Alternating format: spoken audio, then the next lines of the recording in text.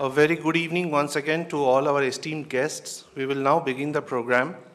And today, as you all know, we have gathered here for the event or the launch of the book Asatyamev Jayate by our very dear Shri Abhijit Joag ji. And we have on stage some very eminent dignitaries, Mahatmas, and let me take this opportunity to quickly introduce them. We have with us Pujya Swami Paramatmanand Swami Sarswati ji, a senior disciple of His Holiness Swami Dayanand Saraswati ji. Pujya Swami ji had attained comprehensive training and learning in Vedanta, Sanskrit and Yoga under the guidance of His Holiness Swami Dayanand Saraswati ji. He is a master in scriptures and delivering discourses across the society, not only in India, but across the globe for the last 42 years. Swamiji is also the founder of Arsha Vidya Mandir in Rajkot, India, and a convener and general secretary of Hindu Dharm Acharya Sabha. He is also a member of the National Committee for Commemoration of the 150th birth anniversary of Mahatma Gandhi, organized by Government of India. Pujya Swamiji was very recently awarded the Dilit by Gujarati University, Ahmedabad. We also have with us today His Holiness Jagadguru Shri Dr. Nirmalananath Mahaswamiji, the 72nd Pontiff of Sri Adi Chunchanagiri Mahasmata Mutt, Mandir district, Karnataka. He is also the president of Sri Adi Chunchanagiri Shiksham Trust, which runs more than 500 institutions across India. He's also built a temple complex by the Mutt, spending of about 100 crores rupees, and also, Kumbh Mela patron from the Mysuru district. As a part of the annual celebrations, Sri Mutt organizes the programs like Janpad Mela Youth Festival, so to say a little bit more. By considering the yeoman services to the society, the University of Mysore has very recently conferred honorary doctorate D.Litt to Pujya Swamiji on April 30th in 2016 at Sri Kshetra Adi Chunchanagiri.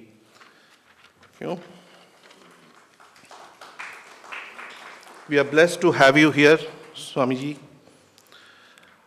I would also like to take this opportunity to introduce the founder, director, and the man behind this event, and also the conceptualizer, Professor Kshitij Patukule, and also the patron of Bhishma Publications. So today's event, we are all welcoming you on behalf of Bhishma Publications. And Professor Patukule is a humble student of life, learning, studying, challenges, and spanning a 30 years career from starting from a researcher, author, or an entrepreneur. He is also the founder of Bhishma School of Indic Studies, a pioneer institute into Indian knowledge systems, Vishwa Marathi Parishad, Insurance Academy, and Vishwa Devasthanam Parishad. Apart from this, he is also currently researching on Kashi Panchkoshi Parikrama. He is also in the process of bringing out a book on Angkor Wat restoration and the history of Angkor Wat. So we are looking for a wonderful launch, global launch of that in the month of June the coming year.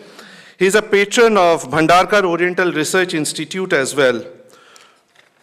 And finally, the man of the hour, Abhijit Joag ji, whose book we are going to launch today. And he's a very dynamic person, that I can tell you. He's been into field of marketing, market research, advertising, branding, and copywriting for 4 decades.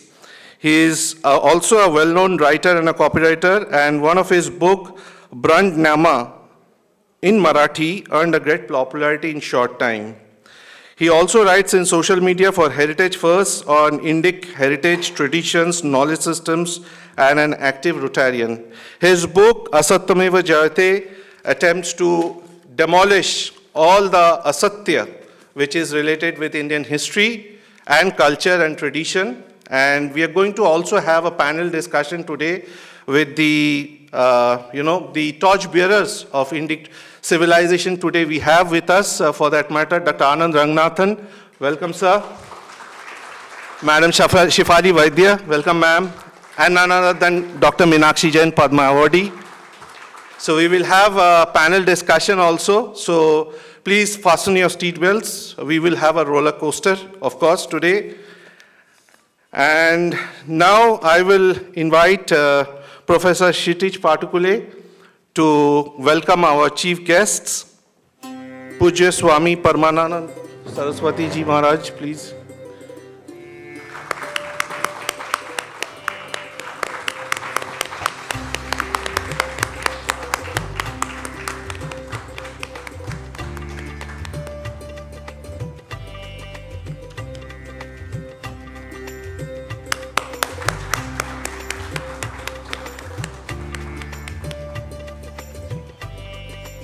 I would now request our author, Abhijit Ji, to please felicitate Maharaj Nirmalanand Mahaswami Ji.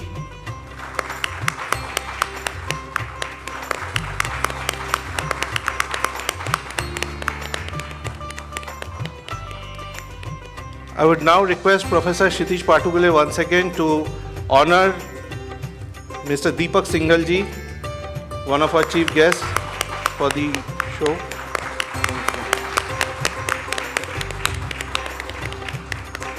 So a small introduction about Mr. Deepak Singhal. He is a 1982 cadre, UPS cadre officer, batch of IS officer who retired in 2019. He has held many leadership positions in state and central governments, and very recently in 2019 he retired as the Chief Secretary from the Uttar Pradesh government. Thank you. So we would also like to now welcome our panelists, to start with Dr. Anand Rangnathan. So Professor Sir, please. Dr. Rangnathan, thank you.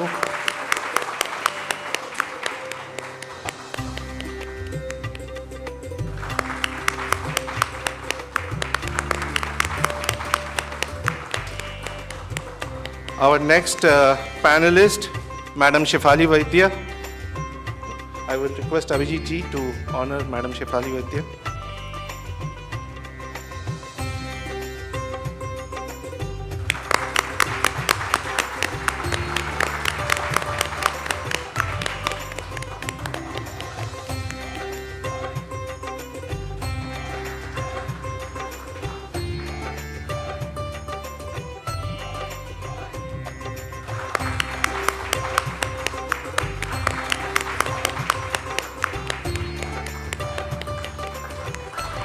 I would now request Professor Patukule once again to honor Dr. Meenakshi Jain.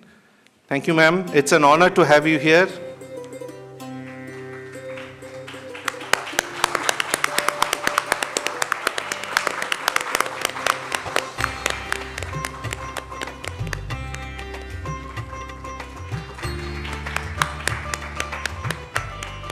So now, before moving on to the author's address, I would request Mr. Deepak Singhal, who has been working very hard and very aggressively, interlocking with many dignitaries, personal experts, subject matter experts, strategists, from bringing up an apex body, which will kind of try to, assimilate all the Sanatan Hindu Sansad culture, the ethos of Bharat, Vedic Bharat, and for that I would request Mr. Singhal to put in a few words and share his thoughts from his side. Thank you, sir. पूजनीय स्वामी परमानंद सरस्वती जी, पूजनीय स्वामी निर्मलानंद महास्वामी जी, अभिजीत जोग जी, क्षितिज जी, Meenakshi Jain ji, doctor Anand ji, Shefali जी, यहाँ पर उपस्थित सभी इनके कार्यक्रम में पधारे आनंद जी, सब पधारे हुए सभी सम्मानित नागरिकगण, मैं सबसे पहले तो सभी से अनुरोध करेंगे कि ताली बजाकर हम लोग इस बात का स्वागत करें कि परम पूजनीय परमानंद सरस्वती जी और स्वामी निर्मलानंद जी यहाँ पर पधारे।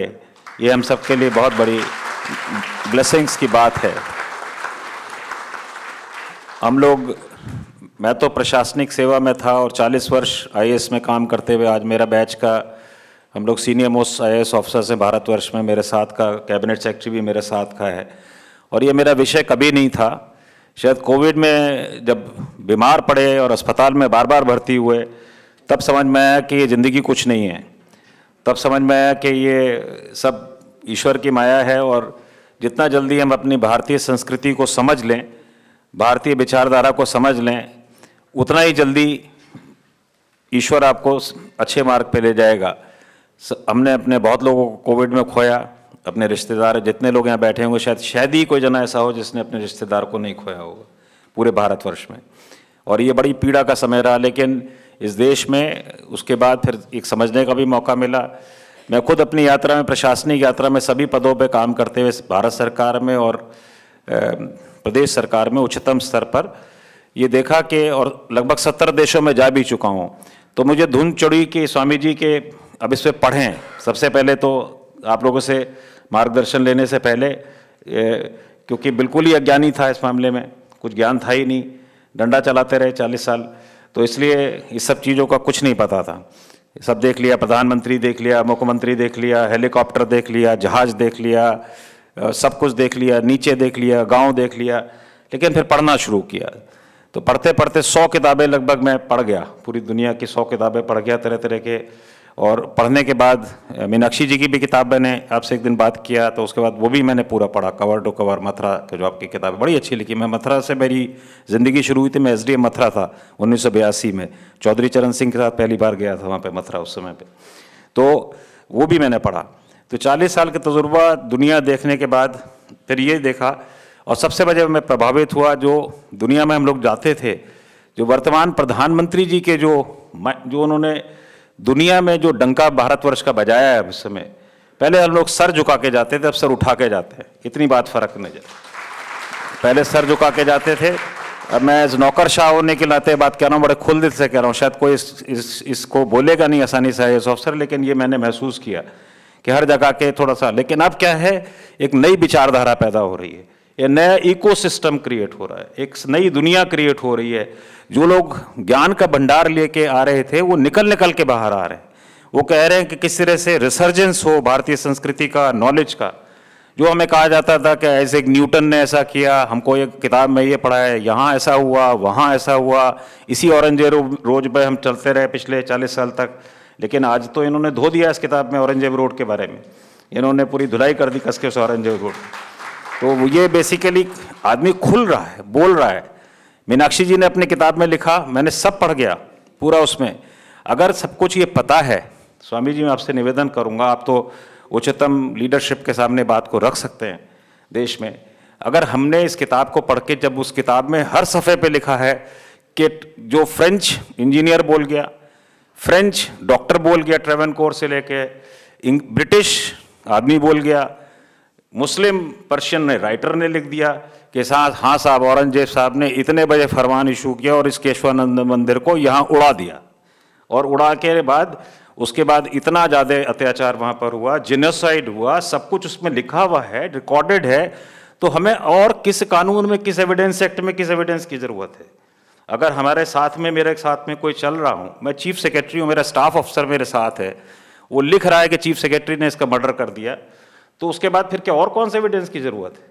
तो एविडेंस की ज़रूरत नहीं है। हम लोग की जुडिशरी में भी बातें होती हैं, हमारे साथ के हाई कोर्ट के जजेस भी हैं, हमारे साथ सुप्रीम कोर्ट के जजेस भी हैं, 150 आईएएस ऑफिसर्स हम लोग नोएडा में बेस्ड हैं। सब लोग हम लोग चर्चा करते हैं कि भाई इसमें तो इसका मतलब ये है कहीं ना कहीं उच्च चिंतन की ज़रूरत है, कोई कानून बदलने की ज़रूरत है, और 91 के कानून बदलने की ज़रूरत है। उस पर बहस स्वामी जी छेड़नी पड़ेगी। मेरा एक इसलिए मैं भी कहता हूँ कि जो इन्होंने एक चैप्टर लिखा, मैंने पढ़ा है, इन्होंने निगेशनिज्म। ये चैप्टर तो मिस है भारत के इतिहास में। आप किसी किताब को उठा लीजिए, मुझे बताइए, हम लोगों ने क्लास 1 से लेकर शिक्षा की, मैं इंजीनियरिंग का स्टूडेंट रहा, IIT दिल्ली में स्वामी जी आपके कदम पड़े थे उस दिन, मैं आपने वहाँ पे आशीर्वाद दिया था। पहली बार शायद IIT के इतिहास में इस तरह का प्रोग्राम हुआ, क्योंकि मैं वहाँ पढ़ा था, इसलिए मैंने हिम्मत भी की वहाँ पर कराने के लिए IIT दिल्ली में, कि निगेशनिज्म किस किताब में पढ़ाया जाता है, किसको कहाँ पता है। कल पूरे दुनिया में हल्ला मच गया कि साहब जो एक राष्ट्र के उसने विदेश मंत्री ने कह दिया कि साहब ऐसे करके हो गया, इस राष्ट्र में ऐसा हो गया। अरे भाई 1600 साल जो हो गया उसके बारे में कौन बोलेगा, वो भी तो कोई बताएगा 1600 साल क्या हुआ। तो बेसिकली मैं कोई डिवीजन ऑफ सोसाइटी की बात नहीं कर रहा हूँ, लेकिन हम लोग जैसे मेरठ में डिविजनल कमिश्नर हम रहे, तो even Muslims most of them are converts now, most of them मूला चौधरी, मूला जाट्स, मूला दिस थिंग। तो उनके घरों में भी 4th जनरेशन हम ही थे। वहाँ वेदों पुराण के बारे में अभी भी वो मन से कहते हैं कि साहब हम इसको समझना चाहते हैं। कुरान शरीफ में वो नहीं लिखा है स्वामी जी जो आज हो रहा है, जो धरती पे हो रहा है कुरान शरीफ में वो नहीं लिखा है। फंडामेंटलिज्म, टेररिज्म, सोसाइटी को काटना मारना, ये सब नहीं हो रहा है। तो ये सब चीज़ों के लिए मेरा ये निवेदन है कि ये जो हमारा ज्ञान था, हमारा दर्शन था, दर्शन भारतीय दर्शन के जो विषय हैं, इस सब पे मेरा निवेदन है कि आप तो आचार्य महासभा को प्रतिनिधित्व करते हैं, अगर आचार्य महासभा ये बड़ा उठा ले कि हम इसको कंज्यूमेबल फॉर्मेट पे ले जाएंगे हर चीज़ को।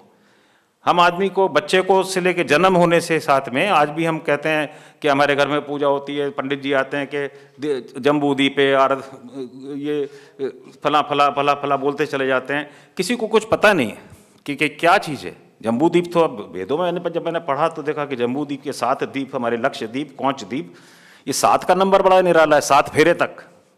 जब 7 शादी होती है 7 फेरे, तो 7 के 127 चीज़ मैंने देखने को मिली कि 7 इस तरह के 7 ही दीप है, 7 ही इंद्रधनुष में रंग है, 7 ही आसमान है, 7 ही समुद्र है। इसका मतलब कुछ न कुछ हमारे ऋषि मुनि सबसे बड़े साइंटिस्ट थे, हमारे ऋषि मुनि सबसे बड़े ज्ञाता थे, और उन ज्ञान का भंडार स्वामी जी आप हैं। हम लोग तो अनपढ़ हैं इस मामले में। तो मेरा इसलिए निवेदन है, हम आप लोगों को बार निवेदन कर रहे हैं कि एक प्लेटफॉर्म बने, एक रनवे बने। दूसरी मेरी निवेदन है कि मैंने सभी लोगों से बात की, हमारी एंटीक्विटी के बारे में बात होती है स्वामी जी। अभी एक किताब यहाँ पर एक IHR के यहीं पे किया था, जिसमें उन्होंने कहा कि साहब हमारी संस्कृति 5000 साल पुराना है। इस बात पे बहस छिड़ी। एक किताब अभी एक साइट उन्होंने खोजी, एक शिंदे साहब ने कहा कि साहब हमने हरियाणा में साइट खोदी। तो हमने मनी साहब से बात की, DG आर्कियोलॉजी जो रहे हैं, उन्होंने सिंगल साहब 5000 साल क्या, मैं तो 7500 साइट की तो मैं कर चुका हूँ ऑलरेडी। तो हमारे यहाँ बाएं हाथ को दाएं हाथ नहीं पता, दाएं हाथ को बाएं हाथ नहीं पता। सरकार में रह के भी हमने देखा, ICCR को मान लीजिए कहेंगे तो सब उनको, जोशी जी का नहीं पता कि वो क्या कर रहे हैं इंदिरा गांधी कल्चरल इंस्टीट्यूट में, ICCR को इसका नहीं पता, इंडियन नॉलेज सेंटर को उसका नहीं पता, सेक्रेटरी ये सेक्रेटरी उस बात से सेक्रेटरी से बात ना करे, वो सेक्रेटरी उस बात ना करे, तो देश तो सफ़र कर रहा है। इसलिए मैंने आपसे निवेदन किया था कि ये वक्त आ गया है, एक राष्ट्रीय स्तर का जैसे नीति आयोग है, इसी तरह का एक राष्ट्रीय संस्कृति ज्ञान का आयोग बनना चाहिए, जिसमें आप जितने लोग बैठे हुए हैं, जितने आप लोग बैठे हुए हैं, आप लोग के नेतृत्व में बने। हम लोग तो करता है, आप लोग छतरी हैं, आप लोग के नेतृत्व में ये आयोग बने। आप देखिए राम मंदिर बन गया ना, राम मंदिर बन गया, और आपकी बात में जब बीच में अनौपचारिक चर्चा हुई, मुझे बड़ी अच्छी लगी कि इस तरह की चीज़ का नेतृत्व जो है वो कुछ निजी संस्था के होना चाहिए, बाकी सब लोग इंटीग्रेट करना चाहिए। मैं आपसे आज प्लेटफॉर्म के माध्यम से निवेदन करता हूं कि उच्च स्तर पर माननीय प्रधानमंत्री जी का ध्यान अगर इस पर आकर्षित हो जाए कि ऐसी चीज़ की बनाने की आवश्यकता है। तो ये जो किताबें हैं, जो सेमिनार्स हैं, IIT में स्वामी जी सेमिनार हुए, 90 लोग आए, देश के बड़े बड़े, सेमिनार हो गया, किताबें हो गया, फिर उसके बाद क्या, फिर वहीं का वहीं अखबार में आर्टिकल छप गया, फोटो छप गया, YouTube में आ गया, फिर क्या। तो इसको जन आंदोलन कैसे बने, गांव-गांव में बात कैसे पहुंचे, हमको हमारी जो हमारी जो संस्कृति है, हमारा ज्ञान है, वो सबको बचपन से कैसे पता लगे, ये बहुत ज़रूरी है। आज माननीय प्रधानमंत्री जी ने सारी दुनिया में योगा का डंका बजा दिया, आयुर्वेद का डंका बजा हुआ है। आप तो इसके इंस्पायरर थे, प्रधानमंत्री जी को इस सलाह देने के लिए मुझे जानकारी है। तो आपने इसका डंका पूरी दुनिया में बजवा दिया। और यहाँ जो हमारे देखते स्वामी जी, हम लखनऊ में जब नौकरी करते थे, एक विक्रम चौधरी था जो, एक मैं नाम नहीं लूँगा, उसकी मालिश करता था। आज उसके पास कम से कम $500 मिलियन हैं अमेरिका में, सिर्फ योगा से। हॉट योगा का सबसे बड़ा आदमी है, 10-20 तो रोल्स रॉयस गाड़ियाँ हैं उसकी, आपकी वजह से। तो ये मैंने खुद देखा है। तो योगा इंडस्ट्री बन गई, ये सब चीज़ें बन गई वहाँ पर। तो ये मैं आपसे निवेदन कर रहा हूँ कि एम्प्लॉयमेंट जनरेशन है, टेम्पल टूरिज्म है, आज तमाम चीज़ें लोग बाग इससे रोज़गार, हमारा टेम्पल हमारे संस्कृति का भी अंग था, रोज़गार का भी अंग था, दोनों चीज़ होती थी। तो ये सब चीज़ें हमको सबको साथ लेके चलना है। ह्यूमन बीइंग एक है। हमारा धर्म ने हमको कोई एक्सपेंशनिज्म नहीं सिखाया। हमारा धर्म जो था वो नदियों के किनारे से हुआ, गंगा जमुना के किनारे, डेजर्ट में नहीं हुआ। डेजर्ट के धर्म में और उसमें धर्म है। डेजर्ट में आदमी को बिचारी ऐसे आते हैं टेढ़े मेढ़े, अगर आप डेजर्ट में जाके लेट जाएं, और जो गंगा किनारे बैठेंगे तो विचार अच्छे आएंगे। तो बेसिकली मेरे सिर्फ ये 2-3 निवेदन आपसे थे। आपको हमारा करबद्ध निवेदन है आज इस प्लेटफॉर्म से कि किताब आप विमोचित करेंगे। मैं इस विशेष रूप से जोग साहब को बधाई देता हूँ कि कम से कम मैदान में खुल के तो आए। रानी लक्ष्मीबाई तो बने, झांसी की रानी तो बने, है तो ये राजा लेकिन रानी तो बने, मतलब कुछ ना कुछ तो इन्होंने करके दिखाया। क्षितिज जी ने हिम्मत तो धरी, तो लोगों के बीच में बात जाए। मैं इसमें अंत में एक चीज़ करता हूँ, सबसे बड़ा इसमें रोल है, और मुझे आपकी बात रजिस्टर्ड है स्वामी जी, मैं हर चीज़ को रजिस्टर करता हूँ। आपने कहा mister Singhal, only thing one thing has to done, change the mindset, change the perception. जो हमारे मैं सबसे पहले स्वामी जी से मिला था, जो जब बेंगलोर से आप आए थे, और आपका आशीर्वाद लिया। उस समय जो कोविड से उठा था, मैं फिर भी मैं गया आपसे मिलने। मैंने आपने इतना आशीर्वाद दिया, 1 घंटे समझाया। मैंने कहा देखिए जो चीज़ हैं, क्योंकि इस राष्ट्र में जो हमारे मॉन्क्स हैं, गुरुज हैं, उन सब का बहुत बड़ा कंट्रीब्यूशन है, बहुत बड़ा कंट्रीब्यूशन डिफरेंट एरियाज़ का। तो मैं ये शायद मेरे ख्याल से आयोजकों से एक भूल हुई कि शायद आपने ये इसको पहले जलवा देना चाहिए था, तब बुलाना चाहिए था, लेकिन स्वामी जी के आशीर्वाद पहले शायद इसको इस कार्यक्रम को जरूर करा दीजिएगा। मेरे ख्याल से शेफाली जी ने इसको पॉइंट आउट किया। तो मैं आखिर में और कुछ ना कह के 2-3 चीज़ों को अपनी बात को विराम दूंगा कि मैं एक तो चीज़ ये चाहता हूँ स्वामी जी कि आपके द्वारा किसी तरह लीड लेके, आप तो उद्योगपतियों को भी सबको जानते हैं, भारत का पहला थीम पार्क एनसीआर में अब एक एयरपोर्ट आ रहा है। एनसीआर में इतना बड़ा एयरपोर्ट आ रहा है, वहाँ पर पहला भारतीय थीम पार्क, जिसमें कि एक ही पार्क में बच्चे 2.5 करोड़ लोग यहाँ के घुसें और घुसते ही उनको पता लग जाए कि हमारी संस्कृति क्या है, हमारे चीज़ें क्या है। टेक्नोलॉजी से दिखाएं उनको, टेक्नोलॉजी से स्वामी जी दिखाएं कि हमारे वेद क्या है, हमारे पुराण क्या है, हमारे उपनिषद क्या है, हमारा ज्ञान क्या है, हमारे दादा नानी जो दे गए वो क्या चीज़ थी। नहीं तो स्वामी जी इस पीढ़ी में के बाद फिर यहाँ भी सब बर्गर वाली पीढ़ी बचेगी भारतवर्ष में। आप लोग के बाद फिर कुछ ज़्यादा दिख नहीं रहा है, मतलब फिर अंधकार ही अंधकार दिखता है।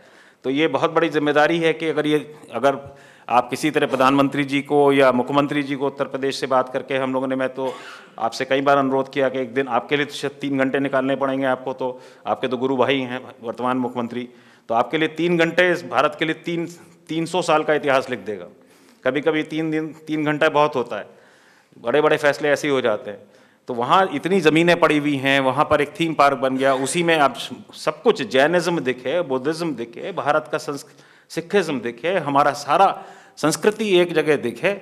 लोग बाग टेक्नोलॉजी से समझें, रामायण को समझें, महाभारत को समझें, म्यूज़ियम को समझें, हम पे जो अत्याचार हुए उसको समझें, देखें। आज देखिए मैं देख के अभी वियतनाम गया था, वियतनाम में अमेरिकन वॉर ने जो वियतनाम पे किया अमेरिका ने, वो पूरा म्यूज़ियम में भरा पड़ा है। घुसते पता लग जाता है क्या हुआ, क्या केमिकल लड़ाई हुई।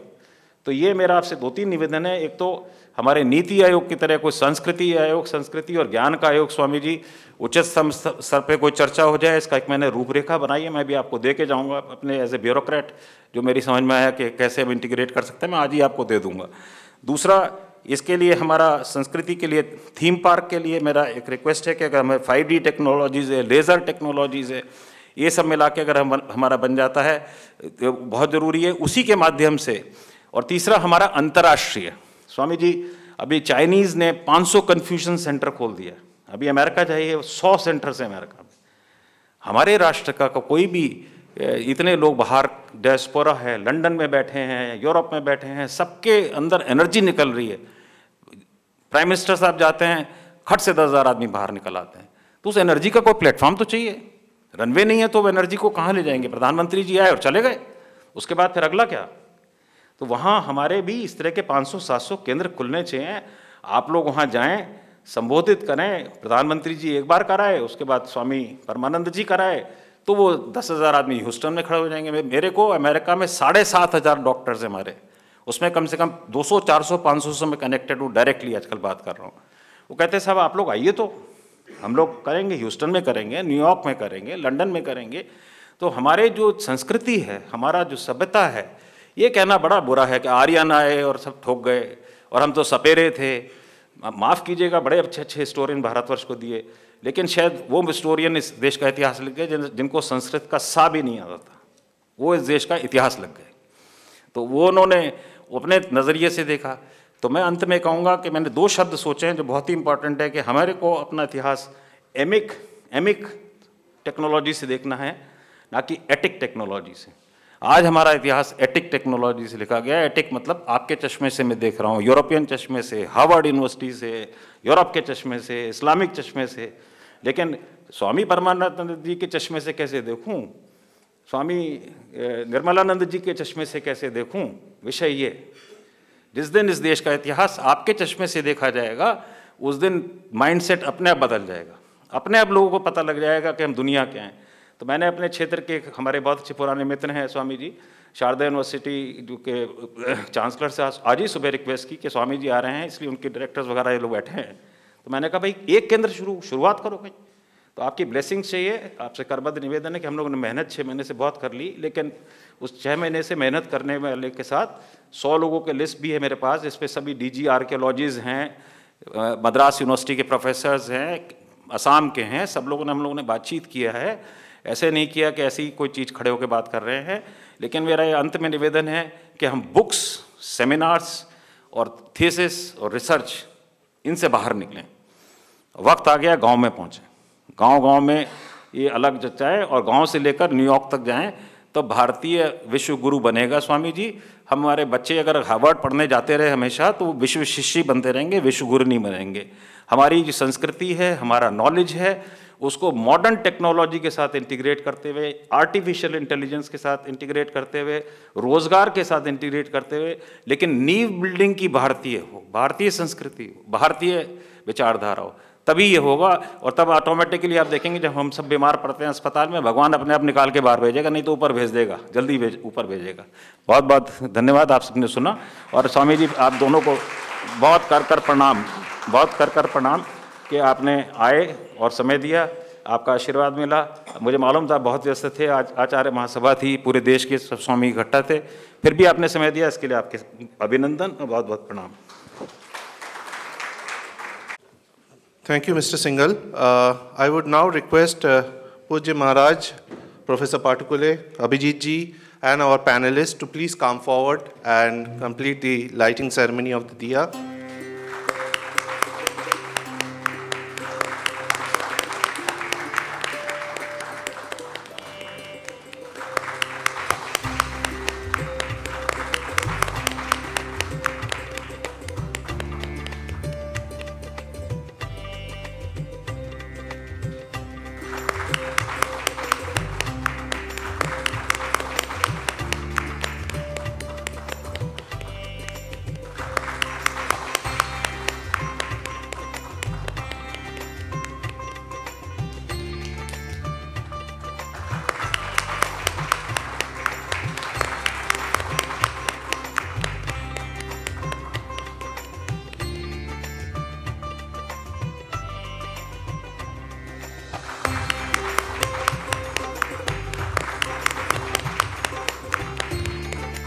Thank you. Now I would request Pujya Maharaj Swami Paramatmanand ji to please come forward and share his thoughts for today evening.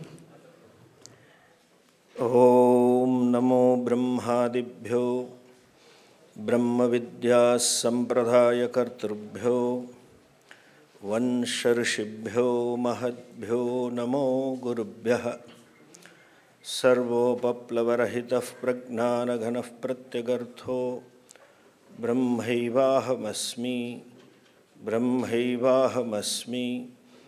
ॐ शान्तिः शान्तिः शान्तिः ईश्वरो गुरुरात्मेति मूर्तिभेदविभागिने व्योमवद्व्याप्तदेहाय दक्षिणामूर्तये नमः अज्ञानतिमिरान्धस्य ज्ञानाञ्जनशलाकया चक्षुरुन्मीलितं येन तस्मै श्रीगुरवे नमः।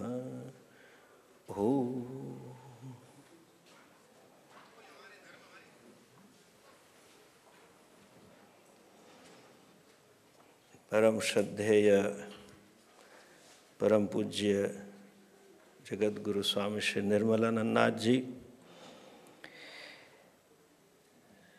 Abhijit Ji, Singhal Ji, Kshitij Ji, and well-known and distinguished all the three panelists, Rangnathan Ji, Shefali Ji, Meenakshi Ji, and distinguished guest.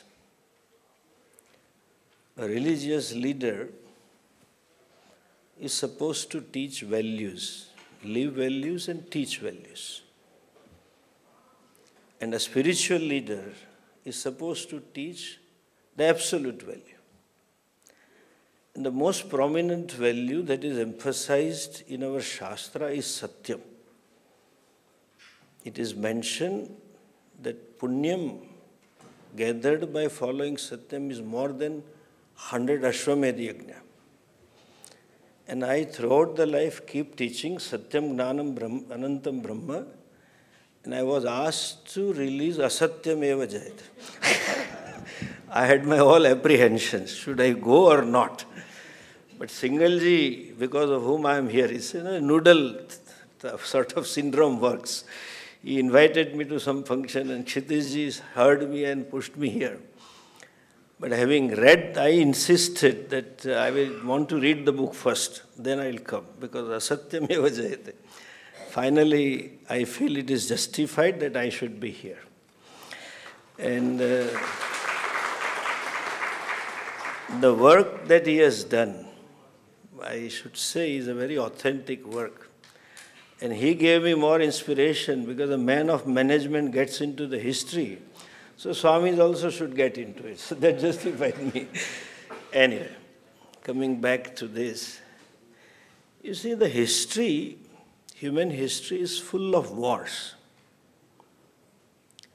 And so many studies have taken place about the causes of war. Especially during the Millennium Peace Summit, United Nations gave a project to Harvard to find out the causes of the wars in the millennia.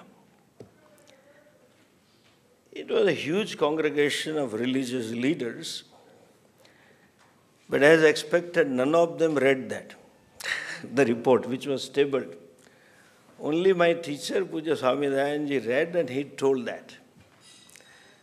Unfortunately, most of the wars had taken place because of religion. And the irony is, everybody claims that we are the messenger of peace. And there are all religious conferences talking about world peace and religion. That's a dichotomy. But if you see this modern life, there is a big paradigm change. Those days, wars took place for the land primarily. Now, two types of war are vivid. One is economic wars, which we had never heard. नया शब्द भी आया है. पहले हम बोलते थे चौलुक्य का साम्राज्य, मुगल साम्राज्य वगैरह. I'm sorry, I get disturbed, please. आज रिलायंस का साम्राज्य बोला जाता है, विदाउट आर्मी. आज अंबानी और अदानी साम्राज्य बोला जाता है. And the worst thing to happen, I see the developing foreign policy is governed by commerce. Before 40, 50 years, there was ideological foreign policy. Russian bloc and American bloc. Now no more, it's all economic. Secondly, what we have gathered together here to fight a war, that is cultural and religious war. Even the economy is also for that. All over the world, the performance of the government is now measured in terms of GDP, in terms of stock exchange growth, Sensex. Every TV channel shows the Bombay Stock Exchange, Delhi Stock Exchange, US Stock Exchange. Before 50 years, we never had such things. That is a basis Government, nobody looks at educational index, health index, law and order index, but economic. That is based on Adam Smith economics, where human being is looked upon a consumer and we enjoy a special biological space compared to all other species, and they are meant for us to consume. So GDP is to be enhanced to enhance my buying power, consumer power, and that as a basis in that theology where they think man is the only creation and everything is for consumption. If you see this book across all the chapters in our history, very aptly he has noted about that Maculo's observation. He says, the effect of this education on Hinduism is tremendous. It is my belief that if our plans of educations are followed up, there will not be a single idolater among respectable classes of Bengal and India. That means not a single Hindu. This will be affected without any effort to proselytize, without the smallest interference with the religious liberty, by natural operation of knowledge and reflection. I heartily rejoice the growth of my vision. And they made it. They cultivated among the Indians a feeling of inferiority. We lost our self-esteem to the extent educated masses thought that to be English is something prestigious. I'll share my own experience. I am a product of vernacular language. You would be shocked to know I learned ABCD on the 8th standard. And those days, parents never knew where the child is. Some uncle used to come and used to ask, "Bachcha kisme padh? Idhar aa, tu bata kaun se class mein hai?" Or father used to ask me to recite A, B, C, D, E, F, G, H, I, J, K, L, M, N. मैं 8th में बोलता था. I studied from a teacher who taught me in English, happened to be that. So I learned language. So after 3.5 years of study, my thinking process also became English. So when in his advice I went to Gujarat, बोला आप vernacular में पढ़ाओ, तो गांव में लोग ऐसा बोल रहे थे राजकोट में, बड़े स्वामी जी है, इंग्लिश फटाफट बोलते. That's a wrong perception. We created inferiority and derision for their own religion, tradition, and history. Such subversive collective psyche has been created. That means British ruling also was a cultural and religious war. They want to destroy these religions. I find that there are religions which I would call them religio-political organizations. And these are the religion which claim, in other words, we call it as aggressive religion, who claim to have some mandate of God. Which God, that is again question. Whether they have a legitimate mandate or not is another question. That they are the exclusive rights for your moksha. And some of them claim, here is some person who is to save you. You are originally a sinner. I say you are Nitya Shuddha. Where is the sin? Sin doesn't touch you. Api chedasi papebhyo sarvebhyo papakruttama. Sarvam gnana plavenaina vrujinam santarishyati. That's a Gita very clearly says. It is like the story. This fellow had a guest, and here the old house, outside there was a fountain and there were fish. Unfortunately, the guest who came had a monkey as a pet. And he brought the monkey with him and kept the monkey outside, thinking I will finish the meeting and come out. After the meeting, he came out. The host came to drop him. They saw all the fishes were thrown out of the pond.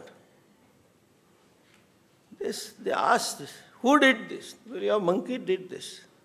He asked her, why did you do this? He says, I want to save them.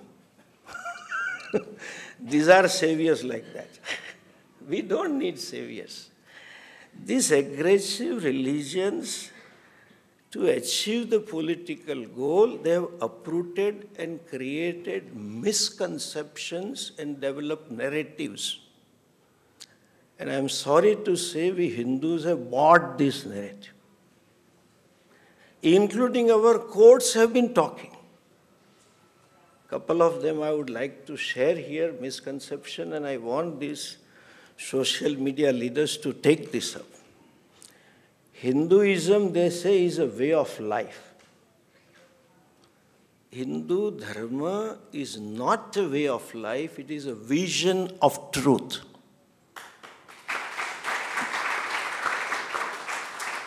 Therefore, there is a word called darshanam. All Hindu traditions are talking about the truth. To achieve the truth, we have a very well-defined view of life. Way of life is subservient to our view of life, and view of life and way of life is meant to discover the vision of truth. Not way of life. Simply living, wearing certain dress and doing this, you don't become Hindu. That is why our Chaturtha Purushartha is moksha. Another confusion they have created, we are idol worshippers. In fact, they broke our temples. When we went to Israel, we had a very good dialogues with rabbinate, and we have made inroads in them. I dealt with this subject. I said, if we are idol worshippers, everybody is idol worshipper. And if all these Abrahamic religions are not idol worshippers, we are worse more than them. Our God is much more well-defined, formless than any other God. The irony is they say God is formless and they give a location to God sitting in heaven. How can a formless thing can have a location? Anyway, I just explained them. They are known for their patriotism. Any nationalist saluting to the flag, the salute is not to the flag but to the national pride. There is a word called transcending. When the fellow salutes, he transcends the flag and he salutes to the nation. Or they have a marriage tradition. All Abrahamic religion, they have wedding ring also.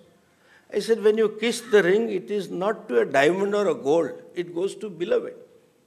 Similarly, when a Hindu worships a lingam or murti, it is not to the idol, it is to God. Idol is meant to place God in you. We should stop using the word that we are Murti Pujaka. We are Bhagavat Pujaka. We don't worship idols. Who says worshipping idols? When you pour milk on the Shivlinga, you don't think this I am pouring on this granite stone or marble stone. It goes to Bhagavan. So we are not idol worshippers. Everybody, human mind needs a form to connect. So you have a form to place Ishvara in your heart, and the same Shastra which gives this form tells us very vividly that Ishvara is formless, but they branded us as idolaters. They branded these, all religions are same, leading to same goals. People around is propagated and people bought it. The basic difference in all religion and us is, I am very proud to say that, we don't talk of an external God. God's, even modern physics accepts this time and space are not absolute. So God is creation, that is Hindu vision. Whole creation is manifestation of same Ishvara. Isha Vasyamidam Sarvam, or Tulsidas uses Siya Rama May Jagajani Karahu Pranam Joripani. Therefore, in Hindu culture, since it is manifestation of God, till you discover the fact, you have an attitude of it. Whatever rishis, this is a culture. Rakhi, I remember I had a sister who was 13 years older to me. So when I grew up 4 or 5 years, she was already married. I didn't understand why she is tying this. And my father used to give money, I said, give her money. I had told my father, आप ही दे दो ना मेरा time क्यों बिगाड़ दो, मुझे cricket खेलना है. I still remember that event. It was Rakhi comes in Shravan and school में homework होता नहीं था, हमारी batting चल रही थी. Fielding होती तो मैं जरा रुक जाता. But she did it. I didn't know what is sister and what is the role of a brother. But you continue with the form. School में हमें खड़े रखते थे जनगण मन 15 अगस्त 26 जनवरी को. हमको तो वही इंटरेस्ट था, वो पार्ले ग्लूकोज का बिस्किट मिलने वाला है. I didn't know what is Rashtra. But you hold on to the forms so that you discover the spirit. This, that I say, my teacher used to say, fake it and make it. Hindus are told to have an attitude of divinity because everything is manifestation of divine. Therefore, we worship everything. Isha Vasyamidam Sarvam. That's a fact. Any teacher who knows Shastras and who can communicate can make you see this fact. Till you see, you have the attitude. And therefore they say, Sab dharma saman hai. No, they have a different goal. Sab Bhagavan ek hai. I would gently say, no, Sab Bhagavan ek nahi hai. Our Bhagavan is right here, therefore we do Namaste. And when we do Namaste, invariably we say Sab Bhagavat Nama. Jai Shri Krishna, Jai Shri Ram, Jai Shri Ganesh, Jai Mataji, jo hai uska wo. Kyun? I do salutations to God that is manifesting as you in front of me, and you also say, I now do namaskara to God that is there. We worship animals, we worship mountains, we worship rivers. This is a vision, and I would share here that famous incident of Ramakrishna and Vivekananda. I hope all of you know that. Vivekananda asked him, have you seen God? Ramakrishna ji said, not only seen, I can make you see. It is not a mystical religion, we are teaching tradition. That's what also I find when I go to international conferences, they say, leaders of various faiths. I am not a faith leader. I am a teaching tradition fellow. That what vision that Vedavyasji had, that same Shankaracharya ji had, and same my teacher and I can communicate to my students also.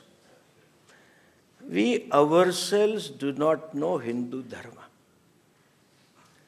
Unfortunately, history is supposed to teach us critical analysis, objective analysis of the past, and carve our future for better. Hindus have not understood that. They were so far as guinea pigs sitting and thinking everybody is good and they are good, doing good. Therefore, we have lost a lot of ground. I am happy, as it was mentioned, tremendous awareness has been created about what we have lost. But due to social media, there is another side effect also.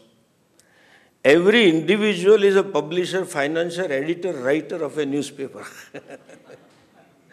Without any understanding about dharma, without any understanding about culture, I'm telling you very objectively, I can connect every form that Hindu is, beginning from waking up to shower, to connect to this vision, Isha Vasyamidam Sarvam. So, one thing we need to that Hindus need to know Hindu Dharma. People often ask me, I always say, I'm converting Hindus to Hinduism. And as they have succeeded, if you look at this modern youth, they are namesake Hindus, but in dress and eating habits and relationship, it is all westernized. They are gone. We have to address what you said, we have to bring it to consumable level. That means we need to address. And it has to be put in differently. The same yoga we had to tell Modi ji that I had been working for 7 years before it put that. Got European Union on the board, etc. That you have to put it as differently, not Hindu religion. You will be shocked to know so many researches are there. When Chicago University conducted a study in pluralism and introduced a course, they said there are two types of religion. One is ideological and philosophical. They have written that all the conflicts are caused by ideological religion, and Asian religion beginning from Hindu, Jain, Buddha, etc., Sikh are only philosophical religion. To save the world, we need them. 23 to say what they talk is tourism promotion. Ultimately, their moksha is another kama purushartha. Better kamas you have, nothing else. So, this needs to be highlighted, and I would put forward a couple of things about the remedy, the initiative that we have taken over, and I solicit support of all of you. See, we have to change the mindset. And there is one issue, I think, which can empower the nation, empower dharma, empower culture for few centuries. Every state, beginning from Rameshwaram to Delhi and to above, Calcutta onwards to Gujarat, Dwarika.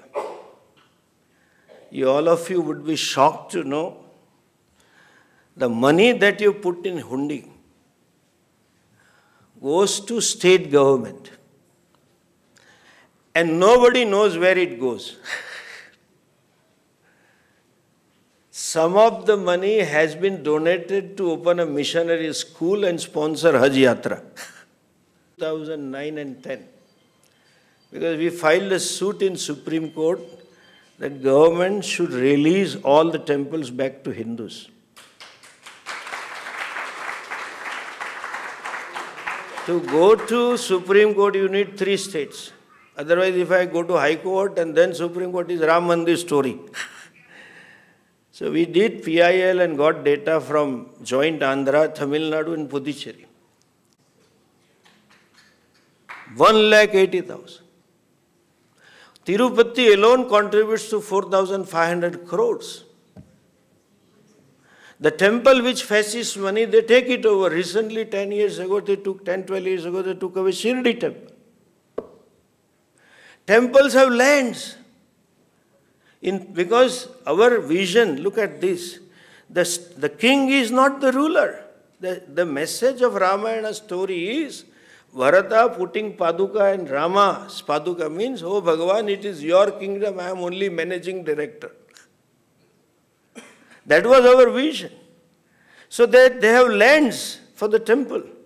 Only in Tamil Nadu, acres and acres of land the temple own. All is DC becoming the chairman of the trust, given away land to some industrialists and businessmen and NGOs and all that. The rent it comes today is 600 crores.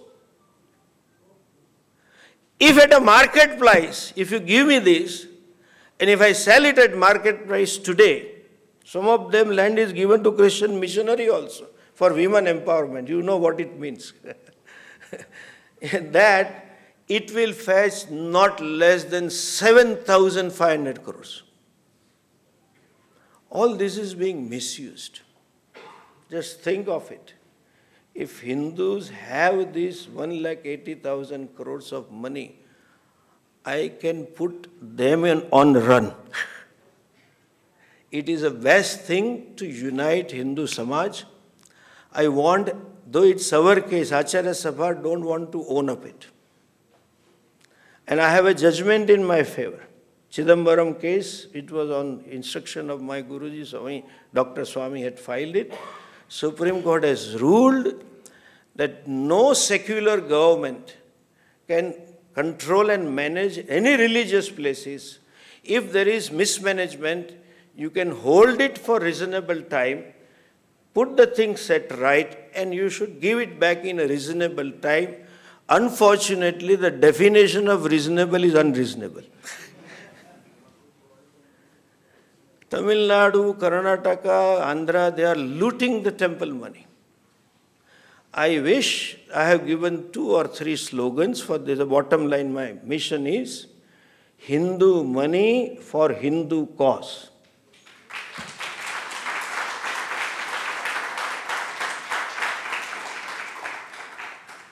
Every temple should be owned up by Hindu.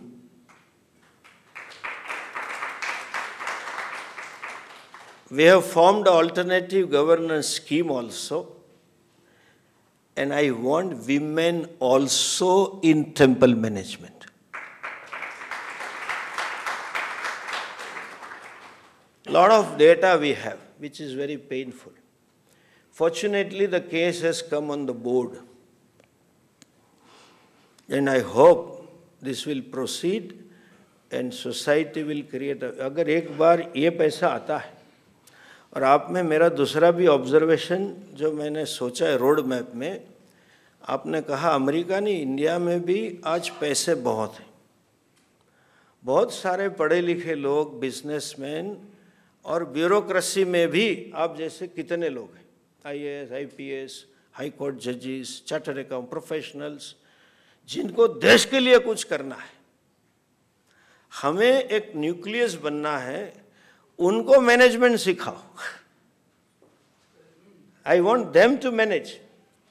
2 चीज, दूसरा जो मैंने principal रखा है कि centum सेंक्टोरियम के अंदर जो प्रवृत्ति हो रही है, मंदिर के गर्भगृह और उसके related, that should be exclusive domain of religious leaders and पुजारी गणास. Nobody should intervene.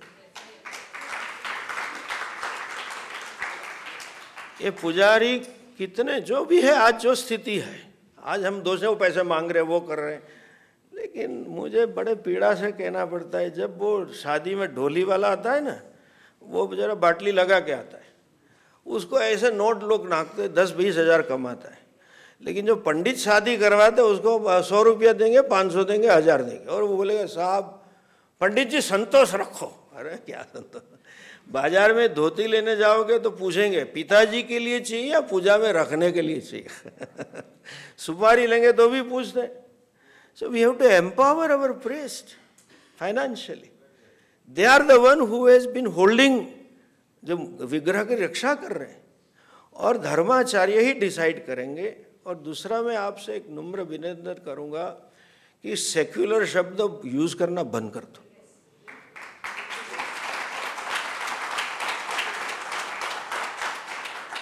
इंडिया में सिर्फ गवर्नमेंट ही सेक्युलर है, हिंदू कभी सेक्युलर हो ही नहीं सकता. तो मंदिर की गर्भगृह की बाहर की प्रवृत्ति, उसको हमने बोला है धार्मिक प्रवृत्ति. और दूसरा एक विषय, आनंद जी आपको भी जरा सोचने, thinking people are here, I wish you may look into it. जिस समाज में जो चीज का कंसेप्ट नहीं होता है, उसका शब्द नहीं होता है, पर्याय. मैं जानबूझ के हिंदी में बोल रहा हूँ. जैसे हमारे पास वाईफाई का पर्याय नहीं है, wifi is wifi only. Internet का ऐसा नहीं कर ले आंतरिक जाल बुलाओ, इंटरनेट वो हो नहीं सकता है. मोबाइल को मोबाइल ही बोलेंगे. उसी तरह से अंग्रेज समय से जो कॉन्स्टिट्यूशन बना है, उसमें हमारे कई शब्द के गलत अर्थ है, और न समझने के कारण, बड़ी विनम्रता से मैं कह रहा हूँ, इसने सुप्रीम कोर्ट ने जजमेंट भी उसी को दे दिए. एक सिंपल शब्द दूं मैं आपको, हमारे यहाँ पाप और पुण्य दोनों है. उनमें तो पाप जैसी कोई चीज ही नहीं है, क्योंकि डबल स्टैंडर्ड है. वैल्यूज में डबल स्टैंडर्ड है. अपने वाले को मारो तो पाप है, सजा है, दूसरे को मारो तो पुण्य है. वो दैट इज देयर थिंकिंग. सत्य में भी डबल स्टैंडर्ड है. तो उनमें पुण्य शब्द ही नहीं है. Tell me what is translation for पुण्य? हमारे स्वामी जी कहते नहीं है, क्या है? पुण्य, पुण्य का पुण्य है। योग था ही नहीं, योगा बना दिया, हम भी योगा बोलने लग गए। उसी तरह संप्रदाय क्या है? They don't know. Denomination, Christian denomination is different. So we need to define these words in the constitution. बहुत सारे गलत जजमेंट जो हमारे धर्म के और संस्कृति के विरुद्ध आ रहे हैं, वो इसी वजह से आ रहे हैं, because they refer English constitution.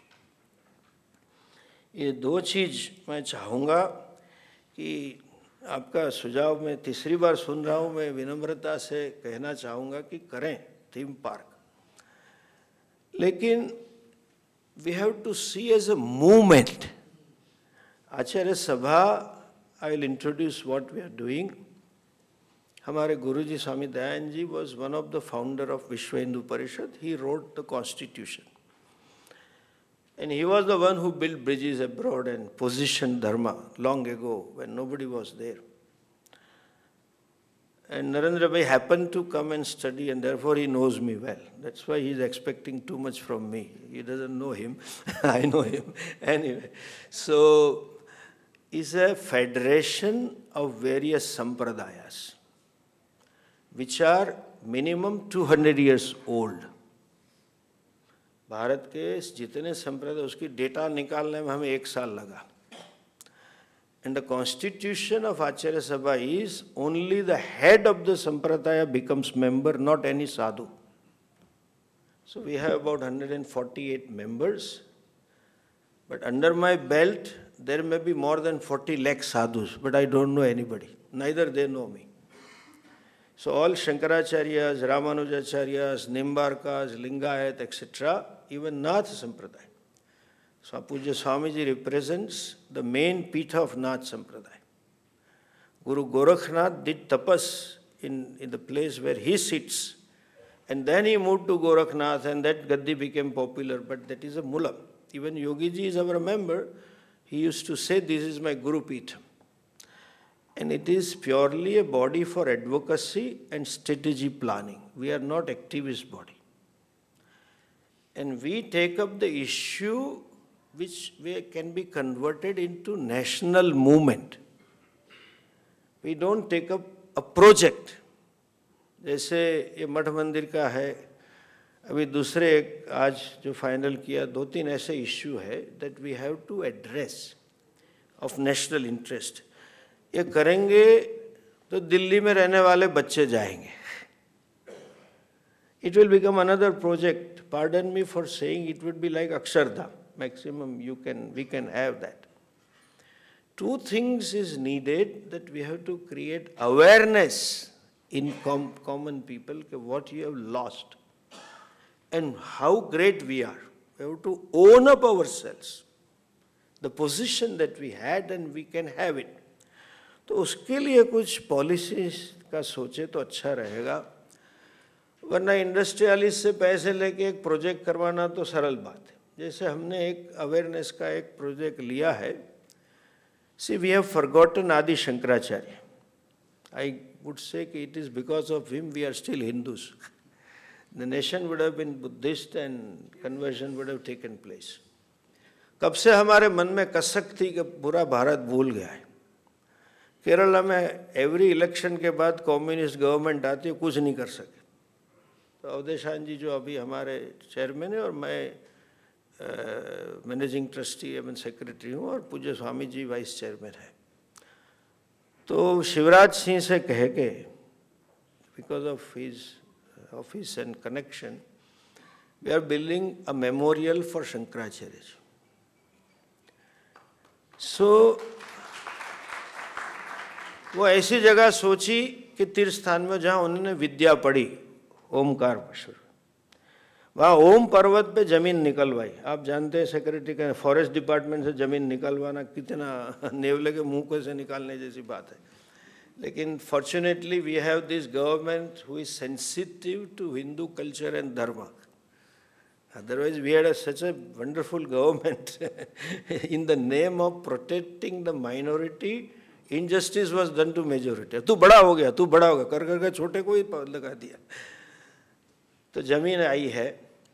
They are building 108-foot statue, a beautiful museum talking about Hinduism and all that, and an international institution to teach dharma.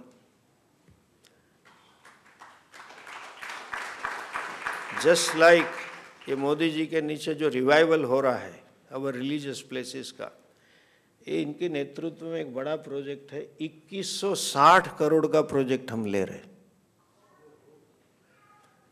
We are one of the trustees government is doing because we cannot have so much of money. But there it will be education. वो पूरा जो आप visualise कर रहे हैं वो बनेगा. तो सिर्फ बच्चे नहीं, सभी आ सकते. तो जरा हम जो मैंने लास्ट टाइम भी कहा था कि आज जो मैनेजमेंट में 90s के दशक में एक शब्द आया है कि we are citizens of global village. So whatever you do will have a global impact. You are not an island. So we have to think of international relationships also and plan it strategically. I find Hindus are very emotional. बड़े emotion से चाव से लिखते हैं. And another thing which I find, pardon me, I may be wrong, we love to beat our chest. ये हो गया, ये हो गया, ये हो गया. अभी आगे की बात करो. Nobody comes up with a solution. They all go, Swami ji कुछ करना चाहिए. अरे इतना तो कर रहे हैं, जिंदगी खपा दी हमने, छोड़ दिया साहब. बोले ये करना चाहिए. बोले आ जा तू. अरे स्वामी जी आप बहुत अच्छा काम करते हैं. That is a Hindu problem. We have to keep cool, strategize, accept some leadership, and do some project. I think we can succeed now. Few strategies have succeeded, what we did, which I can't reveal before these cameras, and the thing is there. But then, please think of not a project, but policy, a movement, awareness. जब तक गांधी जी नहीं ला सके, जब तक जनता की movement नहीं हुई, एक हर एक हिंदू को होना चाहिए, मेरा है, करना है. और कभी कभी सुनते हैं कि फॉरेन में ज़्यादा है, क्योंकि वही बॉय बीटिंग द, अरे स्वामी जी क्या करना है, अरे भाई तू आ जा इधर, ऐसा सिटीजनशिप है, बच्चे छोटे हैं, सेम प्रॉब्लम.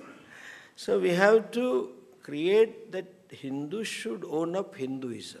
ऐसा मैं समझता हूँ. कुछ सोचेंगे तो हिस्ट्री से हम सीखे, वरना pattern keeps on repeating. Macaulay ने जो काम किया वो आज भी हो रहा है, आज ब्लेटेंटली हो रहा है, ओपनली हो रहा है.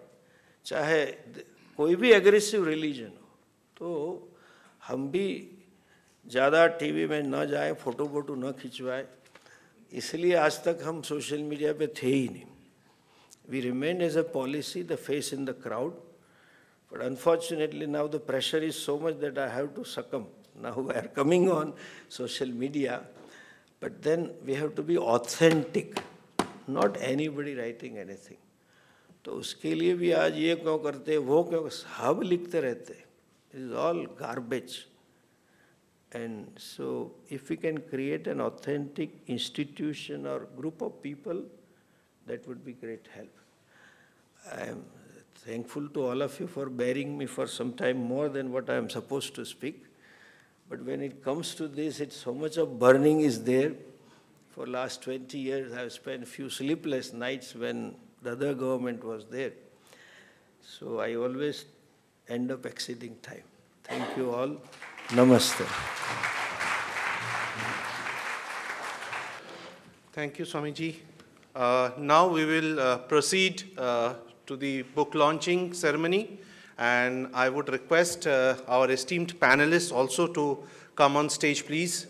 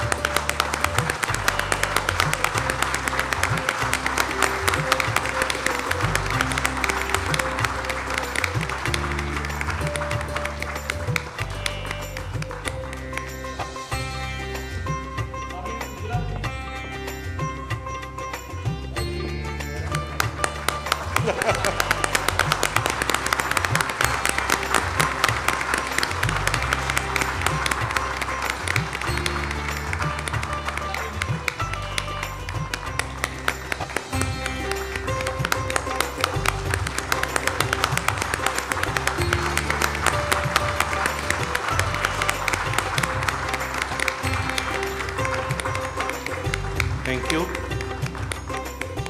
Now I would request His Holiness Jagadguru Shri Dr. Nirmalanand Mahaswami ji to put in some words from his side and give his blessings, please. Brahmanandam Paramasukhadam Kevalam Jnanamurtim Dvandvatitam Gagana Sadrusham Tattvamasya Ekam Nityam Himalam Achalam Sarvadhi Sakshibhutam Bhavatitam Trigunarahitam Sadgurum Tam Namami Shri Vidyam Jagatam Dhatrim Sargasthiti Layeshwarim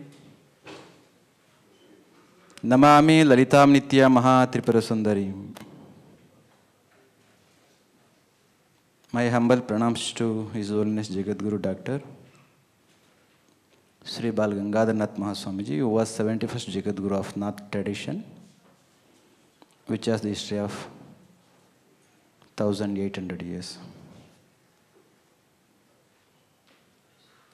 My pranams to Pujya His Holiness Swami Paramatmanand ji, head of Arsha Mahavidyalaya, Gujarat, and Shivananda Ashram there at Ahmedabad, and who has been heading Hindu Dharma Acharya Sabha United Voice of Hindus. Author Abhijit Joag ji, Deepak Shingal ji, Kshitij Pachukole, and all the intellectuals, bright minds who are present here, including media personnel. Ahead of panel discussion, I don't think after having listened to Pujya Swami Paramatmanand ji in detail, I don't think this is the time for me to elongate my words. Pujya Swami Paramatmanand ji spoke so well, having given insight into our tradition, history, and whatnot, everything. I appreciate his profound wisdom and historical renunciation for which he has made, and method he spoke using so many narratives and the incidents. These days, there is one book you must have read it. Scientists should speak. There is a general impression that, having been engrossed in findings in the laboratory, scientists won't speak. Similarly, like scientists, saints are also won't speak. If they are engrossed in mundane world, in findings of the physical aspects, in metaphysical aspects, saints are also engrossed and encompassed with absolute. Both have started speaking now.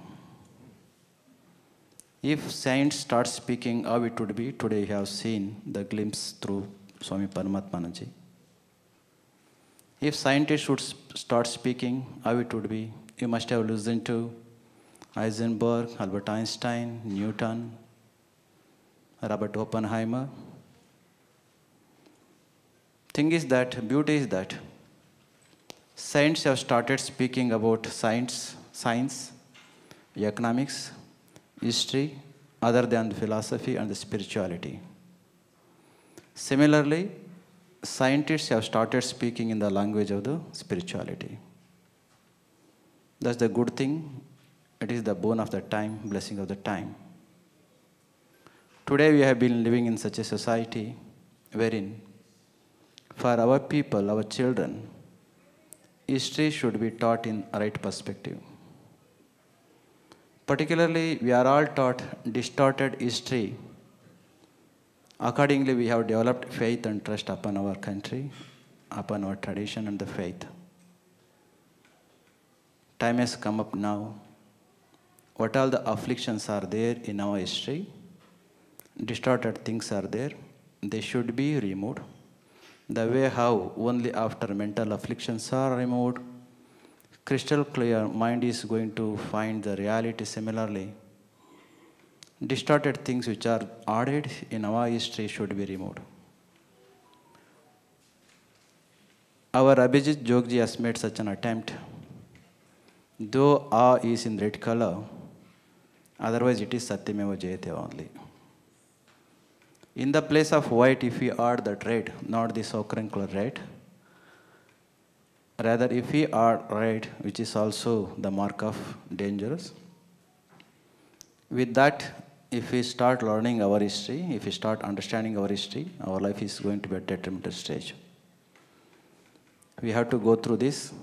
Though Pujya Swami Paramatmanand has gone through briefly, yet I have to go in detail. Having gone in deep into the book which is written by our dear Abhijit Joag, I too going to understand what exactly it is. Quite long ago, Swami Vivekananda has mentioned, if India lives, who dies? If India dies, who lives? What does it mean? If philosophy is like a root, rest is like a science and the mathematics. Long ago, there was a right relationship between science and the spirituality. When our spirituality and philosophy failed to translate into application part, immediately it got married to mathematics. So now science has become, mathematics has become mother of science. We have to give application and we have to translate the essence in the mundane physical world. Only then our philosophy is going to be accepted. But now we are here to discuss about the history, which is written over here. As I have mentioned, scientists should speak and saints also should speak. Robert Oppenheimer, being a director of Manhattan Project of E is equal to mc squared, when the first practical test was conducted for atom bomb, he was immediately in remembrance of Indian Bhagavad Gita statement, Devi Surya Sahasrasya. He was not Indian. He didn't know anything about Hindu culture. But he was very well aware of all 700 verses of Bhagavad Gita. It is in that perspective Pujya Swami just mentioned, though we are Hindus by name, most of us do not know anything in essence of our own culture. Though he was not Indian, though he was not Hindu, he did know so much about our culture.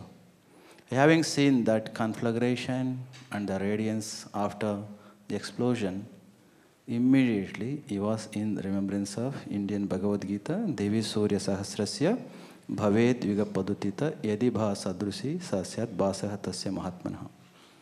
It is self-explanatory, one can understand.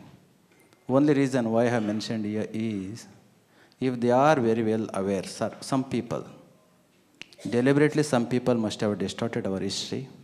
Otherwise, the truth seeker, they have started speaking in real perspective of our culture. So, here, Abhijit Joag has written this book. Let's go through this. Understanding the positive of the time without elongating much, we should understand our history. One who doesn't know the history, as is known to everybody, as the standard statement makes, he is not going to create the history. If we start reading the history, distorted history, knowing not what we are going to be, if we start understanding the real history, we are going to develop, we are going to get some essence for our life from our own culture. If it is said, if we prevent our generation, if we prevent a generation to go into our history and into the library, such country and its culture is going to be destroyed within 3 generations. Fortunately, even after so many centuries, still our culture is not destroyed, because that is the strength of our country. But now onwards, we are in modern society. Only after having understood rightly our culture, our tradition, our history, great things we can make. Satyameva Jayate is such a good book, it seems. We will go through that and we will understand. Today it is released. It is released. Looking forward to listen to the panel discussion. Greeting Mr. Abhijit Joag for having written such a wonderful book. I conclude my words. Jai Shri Gurudev.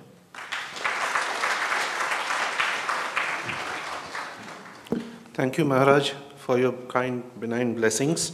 So to sum up, we will now have an address by our Chief Patron, Professor Kshitij Patakuli, and then we will move on to the panel discussion where we have Dr. Anand Rangnathan, Shefali Vaidya and Dr. Meenakshi Jain. Thank you. Please, Professor. परम पूजनीय स्वामी निर्मलानंद जी, परम पूजनीय स्वामी परमात्मानंद जी, and all dignitaries on dais. I will just take 5 minutes. The Gurudev of Chhatrapati Shivaji Maharaj, Samartha Ramdas Swami, has said in Marathi, देव मस्तकी धरावा, अवघा हल्लकल्लोळ करावा, मुलुख बडवावा अथवा बुडवावा धर्म संस्थापनेसाठी. इसका मतलब यह है कि भगवान को हम हमारे मस्तक के ऊपर ले ले और तूफान खड़ा कीजिए. जो जिस तरह से, जिस जगह से, उसके मस्तिष्क में जो कल्पना है, उससे जो तूफान खड़ा कर सकता है, करना चाहता है, वो उसे करना चाहिए. और इस तरीके से जब सब लोग साथ में काम करेंगे तब धर्म की संस्थापना होगी. और इसका एक बहुत बड़ा उदाहरण स्वयं छत्रपति शिवाजी महाराज ने उस 17वीं सदी में हम सबको दिखाया कि जैसा अभी परम पूजनीय स्वामी जी ने कहा कि आदि शंकराचार्य जी की वजह से आज हम हिंदू बचे हैं. On the same line, because of Chhatrapati Shivaji Maharaj हम आज हिंदू ऐसे बचे हैं. तो मुझे ऐसा लगता है कि एक इस प्रकार का जो एक समय था हमारे यहाँ, इतनी जैसे इस किताब की जब मैंने स्क्रिप्ट पहले पढ़ी तो मुझे एक प्रकार की मेरी मुझसे ही घृणा हो गई कि मेरी सब, आई एम 52 ईयर ओल्ड, मुझे लगता है कि मेरी सब जिंदगी, मेरी सब जवानी खत्म हो गई एक पुरुषार्थ खोए हुए इंसान के कारण, क्योंकि मुझे मेरी पहचान ही नहीं हुई थी. हमारे एक आदरणीय प्रधानमंत्री थे जो वो कहते थे कि कितनी गलत बात हो गई, मेरा जन्म हिंदू धर्म में हो गया, मुझे शर्म आती है.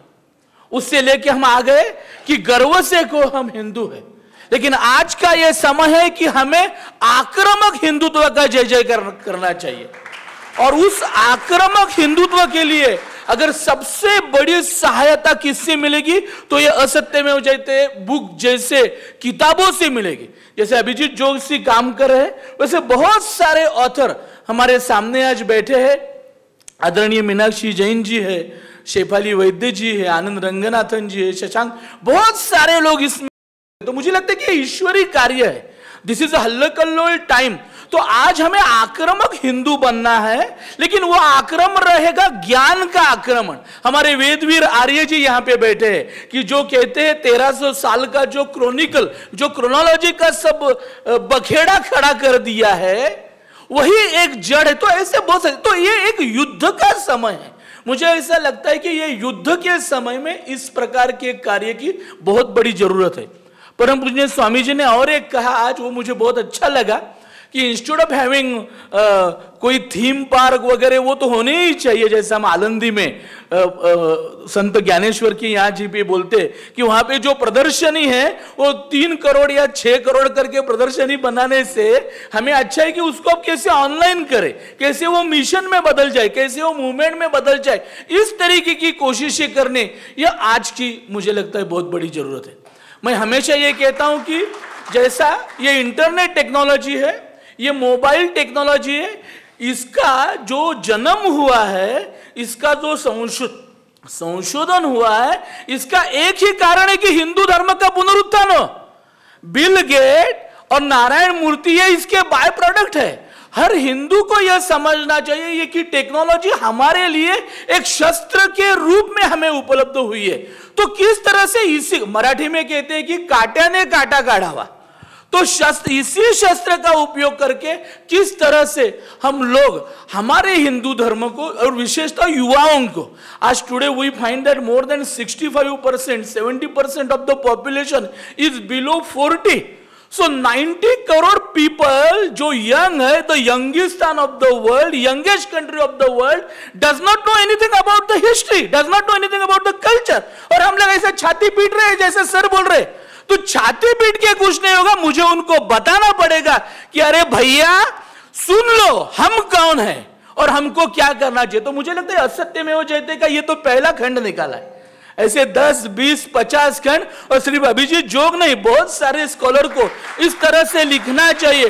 और इस प्रकार से हमें एक आक्रामक रुक्ति से, attack is the best defence, इस स्टाइल से हमको हमारी जो न्यूनता है, हमारा न्यूनगंठ है, उससे आगे जाके जो स्वयं एवं मृगेंद्रता हमारे में बसी है, तो उसको हम सब जैसा कहा कि हम पाप कर ही नहीं सकते. स्वामी विवेकानंद जी ने कहा था कि मुझे सिर्फ वो 100 लोग चाहिए. तो मुझे लगता है कि हम who is having the nerve of steel and body of iron, तो मुझे लगता है कि ये हम क्यों नहीं बन पाए, क्योंकि हमें पता ही नहीं था. हमको हमेशा यह बताया कि भारतीय है ना, वो तो साले हारने वाली औलाद है, वो कभी जीत ही नहीं सकते, उनको क्या अक्ल ही नहीं है. और आज पूरे विश्व पे जो राज कर रहे हैं, वो गूगल हो, माइक्रोसॉफ्ट हो, सबके जो प्रमुख है वो सब भारतीय. तो मुझे लगता है कि ये इस प्रकार की किताबें, और फिर with use of this technology, social media, whatever, जब हम हमारे बच्चों को ये जो 90 करोड़ मीन्स टोटल विश्व का पॉपुलेशन आज 8 बिलियन है, उसमें 1 billion, almost 1 billion is Hindu youth. तो इसको हम एजुकेट करें, उनको हम वॉरियर बनाएं. और इस तरह का मुझे लगता है कि अगर हम साथ में काम, और मुझे ये भी और जरूर कहना मैं चाहूंगा, अभी हमारा समय है, अभी ईश्वर का समय है, ये ईश्वरी कार्य का समय है. कई बार हमको लोग मिलते हैं, वो मराठी में बोलते हैं वो खारीचा वाटा उचला.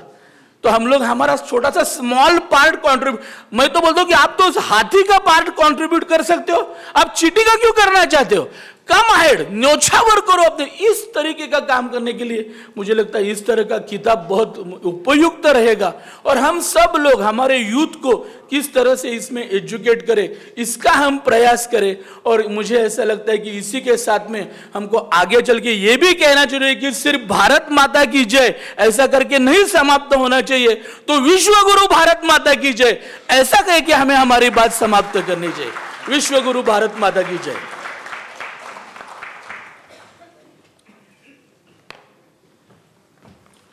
Thank you, Professor Patukule. We will now proceed to the panel discussion, and Professor Patukule, Deepak Singhal ji and Abhijit ji, I would request you to please guide our esteemed Maharajas to the seats. Just one information regarding बच्चों को सिखाना. Recently, a course in Hinduism has been approved by UGC. Already 15 universities have adopted it. And you can go to UGC website, it's course number 102. तो आप college में लगवा सकते हैं. Now we are working on undergraduate course also.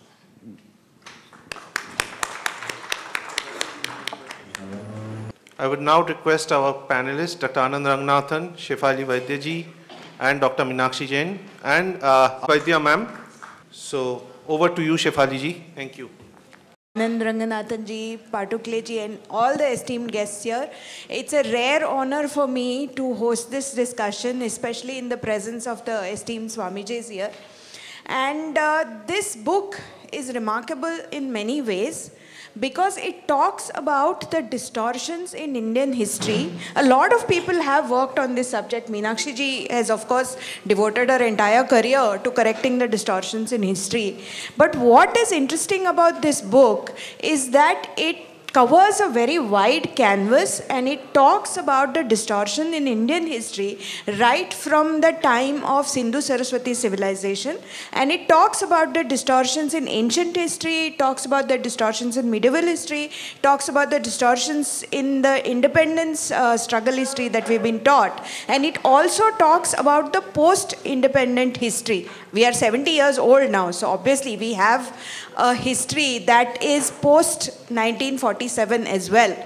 But this book covers all these subjects. It's not meant as the last word in history, but it is supposed to prod you, it is supposed to provoke you, it is supposed to encourage you to study more about these specific topics and understand how much we have been lied to in how many different ways. I'd like to start with Meenakshi ji. And she has obviously done a whole body of work. I want to specifically ask you, Meenakshi ji, about the distortions in medieval history, because you've done a lot of work in that sense. So why is it that the history of the Islamic conquests on India, why has it been consistently whitewashed? And could you give some examples specific to the destruction of Somnath temple? I know you've done a lot of work on it. Now you have raised the issue of distortions in medieval Indian history. So I'd like to begin by making two observations. The distortions in Indian history began only after 1960s. There were no distortions in Indian history before that. During the time of the freedom struggle, there was unanimity among Indian historians about how to view the medieval period. There was no dissenting voice. People like Jadunath Sarkar, etc., they were all unanimous. So there was no problem. The distortions, the story of distortions actually begins in the 1970s. And why it begins in the 1970s is because the Congress government under Indira Gandhi had become a minority government and it needed the support of some outside parties to remain in power at the center. So it sought support from two parties. One is the Communist Party and the other is the Muslim League. On the question of the Muslim League, I will come to that if time permits in relationship to the Mathura episode. So now, if there was any other party, they would have asked for a very hefty portfolio like economy, industry, etc. But the Communist Party only asked for one portfolio, and that portfolio was education. So the distortions in Indian history begin with the appointment of Professor Nurul Hasan as the education minister. And it is so painful that they were so well prepared. They knew and had planned every step, and we Hindus, we were like sitting ducks. What did Nurul Hasan do? Nurul Hasan thought that, political power can slip out of our hands, so let us control institutions which will fund research. So he founded the Indian Council of Historical Research, which would be the funding body to promote research. Second thing that he did was that he was very clear, that all the Marxists were very clear that the medieval period has to be rewritten in a way that delegitimizes the Hindu cause. And it whitewashes the role of iconoclasm in the medieval period. It is very sad that hardly any temple is there in northern India which predates the 18th century. The Kashi that we see today is the result of rebuilding by the Marathas in the 18th century. So the destruction of the cultural heritage, the spiritual heritage, the civilizational heritage was very calculated, very deliberate, and very systematically carried out. Their point was that we are doing this because we don't want to aggravate religious animosity. Because partition has taken place on the basis of religion, and they say that we don't want to repeat those errors and we want to forget what happened in the medieval period. So to forget means to just wipe it out. So, all the massive atrocities that were committed on the Hindu population, that was begun in 1970s. And the tragedy is that that misrepresentation of Indian history has continued till today. There has been no major rectification of the wrongdoings of left historians. People who have tried to rectify it are individual efforts, but there is no systematic state attempt to support them or to present a counter narrative. Thank you, Meenakshi ji. I think that sets the tone properly. I would like to quote A.L. Basham here, who has written a book called The Wonder That Is India. And he says that at most periods of her history, India, though a cultural unit, has been torn by internecine war. In statecraft, her rulers were cunning at times. Famine, flood, and plague visited her from time to time and killed millions of her people. Inequality of birth was given religious sanction, that's true. Yet our overall impression is that in no other part of the ancient world were the relations of man and of man and the state so fair and humane. In no other early civilization were slaves so few in number, and in no other ancient law book are their rights so well protected as in the Arthashastra. No other ancient lawgiver proclaimed such noble ideals of fair play in battle as did Manu. In all her history of warfare, Hindu India has few tales to tell of cities, entire cities put to the sword, or of the massacre of non-combatants. This is a non-Indian historian talking about ancient India and its historical ethos. My question to you, Anand, is that when this was deliberately negated, when this history was completely wiped out, and instead they tried to tell you that what I'm trying to say is in Hindu India, in ancient India, there was actually less conflict. And in the medieval India, when Islam invaded India, there was far more conflict, there were far more deaths, there were far more instances of slavery. But when Marxist historians represented it, they represented in exactly the reverse way. They tried to tell you that the period under the Hindu kings was a period of great destruction, that Hindus destroyed Buddhist temples, they killed each other, they enslaved women. And the Islamic invasions were relatively humane. I mean, they completely gloss over the destruction, the genocides, the slavery. Why do you think they did that? And in terms of motive, what could possibly Indian historians have to negate something that obviously has been chronicled by Muslim historians themselves?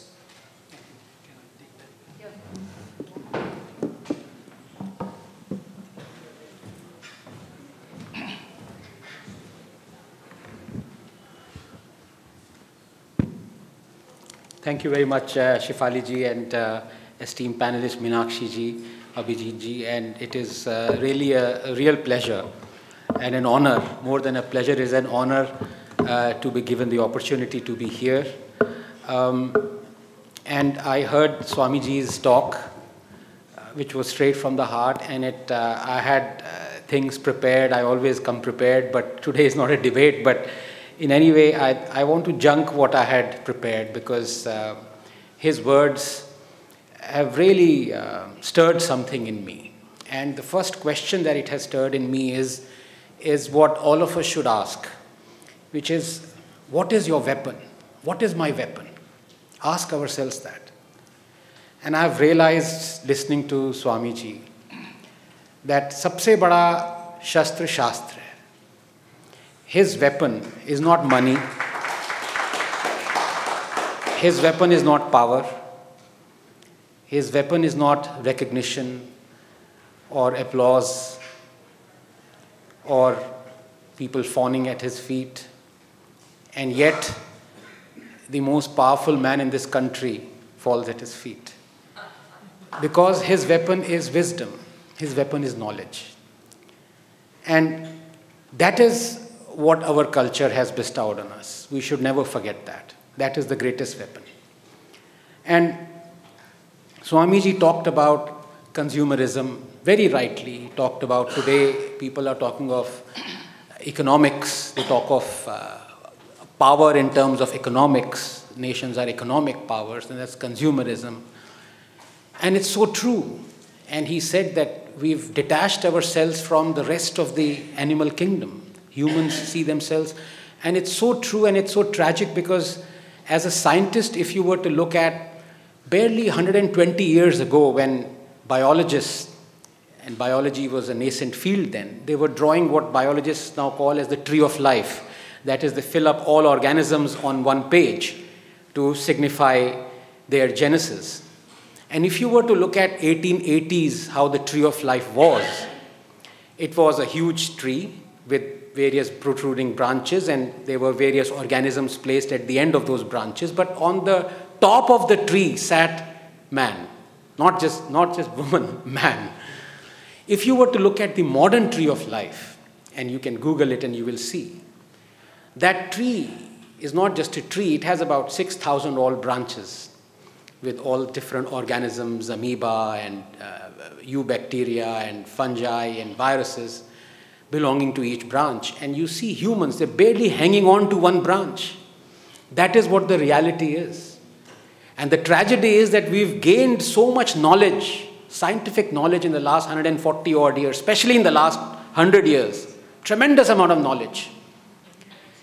So much knowledge that we've reached a position where we've actually found out the true tree of life. And yet, as Swamiji says, we are harking back to the old tree of life, which is the wrong tree of life.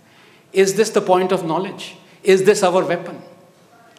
So that has really stirred in me. And the other Swamiji, I mean, this is a real treat. If, listening to one Swamiji is a treat, imagine listening to two Swamijis. The other Swamiji says that nowadays, if scientists have started to talk, then saints have started to talk as well. And I think, but more than, I think the true nature of this whole interaction is that I think you see a lot of, at least I'm talking of Hinduism, of what little I know, that there is a lot of scientists in a saint. There might not be a lot of saint in a scientist. But if you look at the Hindu philosophy, if you look at what Swamiji has said, if you look at a man in a hurry, look at catchphrases that Hinduism gives you, Vasudhaiva Kutumbakam, you analyze it, you find out how incredibly true it is to the bedrock of what science is, genetic diversity. The world is a family. That philosophy. So saints like Swamijis are actually scientists. We don't even realize it. I dare say, I don't know whether he realizes it, but he is as much a scientist as other scientists are. And that is what this culture has given us. And if I may come very briefly, Shefali, to the question that you asked, and also if I have a couple of minutes, including the extra 30 seconds that if I may request. It is that I call myself as a Darwinian atheist, and I'm proud that culturally being a Hindu, what glorious way of life, view of life, as Swamiji has said, vision of truth, endows on this, that you can be an atheist within the fold of a so-called religion, I think it's gloriously ironical, it's beautiful. And because I am what I think I am, it gives me, I don't know, a liberty, self-confessed liberty to detach myself, to see how proceedings are going. And I'll be very honest, Swamiji, people call me once and very rarely do they call me again because I'm just too blunt and too honest. I was called to a symposium to talk on dynasty by BJP functionaries, and I listed 94 BJP netas who are dynast, and I don't think I'll be called again. But the point of the matter is that when we are talking of this renaissance that has been brought about, and a lot of people, due respect, they certainly feel so. The esteemed ex-IS officer, the chief secretary, really feels so that Mr. Modi has brought about this renaissance. Many people feel so. I think even Swamiji said in passing, a lot of others people have said this. And that Hindus must do their job now. Now it's up to the Hindus to do the job. I'm sorry, I disagree. I think the Hindus did their job, which was to elect Modi. Modi is not doing his job. Whatever renaissance we are seeing now is it is in spite of what Modi is doing. You elected someone, it is not your job. Your jobs are 100 other jobs. It is like Supreme Court saying, well, there was no support for farm bills. Farmers didn't come to support. Well, farmers are farming. They are in Telangana, they are in Kerala, they are growing crops, they're feeding us. It is not their job to come to the Supreme Court to say that we support these farm laws. And ultimately what happened was that we were held ransom to 3 million odd Arhatiyas, middlemen. And the real 82% of Indian farmers who wanted those farm bills did not get the farm bills. Who lost? The farmers lost. So it is not your job to see renaissance.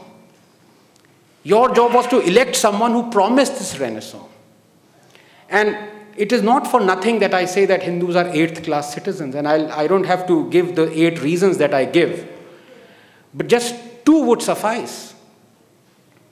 And the biggest one of that is, in fact, when Swamiji talked about Hindu temples, their revenue, their land, the rent that they get from land belongs to Hindus. It should go back to Hindus. So we asked this, why is it that under this government, there are more Hindu temples now under the control of the government than there were under the Congress? How is this a renaissance? When the Hindus feel so happy that a Kashi corridor has been built by Modi government for 350 crores, do they realize that 350 crores is a monthly hundi revenue of one Hindu temple? If you allow that revenue to belong to that temple, Hindu temples would make 20 such corridors. But no, we are happy that one corridor has been built. Do you realize that Tirupati revenue, the land, is worth 75,000 crore rupees? All that money is being usurped by the central government. How is this renaissance? How is this renaissance when lakhs of crores of Hindu money that could be used for making hundreds of thousands of Hindu institutions and temples, and as Swamiji said, and he is quoting facts, let me add to that. He talked about the figure of 2 lakh crore. Let me add to that. Anand, I have to give you 30 seconds only more. Oh, okay, sorry. okay, yes. But the fact of the matter is, we talked of Hindu temples, and I ask, nations weaken not because of their past, but by how they are taught it. And we've been taught that this renaissance is coming, but how much time do we need? Isn't 8 years enough? Do you know that this government is continuing with the right to education, because of which more than 100,000 Hindu-run schools have been closed in the last 8 years? How is this renaissance? When you want Hindu-run temples, when you want Hindu-run schools, and those very things are being closed. In Madras High Court, the Tamil Nadu government has stated in the last 2 years, 11,999 Hindu temples cannot conduct a single puja. Is this Hindu renaissance? I have exhausted my seconds, but I thought I would give you not just a devil's advocate, because that is not the real point. I am at the feet of Swamiji. But this is what I feel, that every Hindu should, yes, take pride on what is happening, but let us not move away from the reality, which is we are far, far away from the renaissance. Thank you so much. That was very interesting, though not really relevant to the discussion, but I would request Swamiji to reply to this. Just a small note to draw your attention. The constitution is concurrent. So some of the subjects are exclusively with the state and some are exclusively with the center. Our Singalji would approve. Defense and foreign policy, etc. Unfortunately, temple is a state subject. So Tirupati money doesn't go to center, Modi, it goes to that government. One thing. Andhra Pradesh, Jagan Reddy, let us say, who is a son of S. Samuel Reddy. Why S. Reddy? So the catch is this. And what is said about more temples being taken over, it is by state government. I would, though off the record, would put it that the issue is at don't take me otherwise, okay? I am not a BJP member. This issue is at the heart of Modi also, because he knows this. He has come from the ground zero and worked with us on that issue, but he is helpless because of the constitutional provision. The problem is that if we wanted him to do, we have to amend the constitution and the subject should go to center. The temples that are taken over by this, you can say, communist or or atheist governments of South. And some of the temples have genuine issues. We Hindus are responsible for it. Trustees fight. I was not made president. There are financial irregularities. वो जो कहानी पढ़ते थे ना, 2 बिल्ली रोटी के लिए झगड़ा की और बंदर खा गया, उसी में टेम्पल जाते हैं सरकार के पास. सरकार जितनी बीजेपी गवर्नमेंट है, I can vouch for them, I am a watchdog about it. They are not taking over any temple unless there is a serious discrepancies on it, but they go and court has to intervene and give away. Namaste.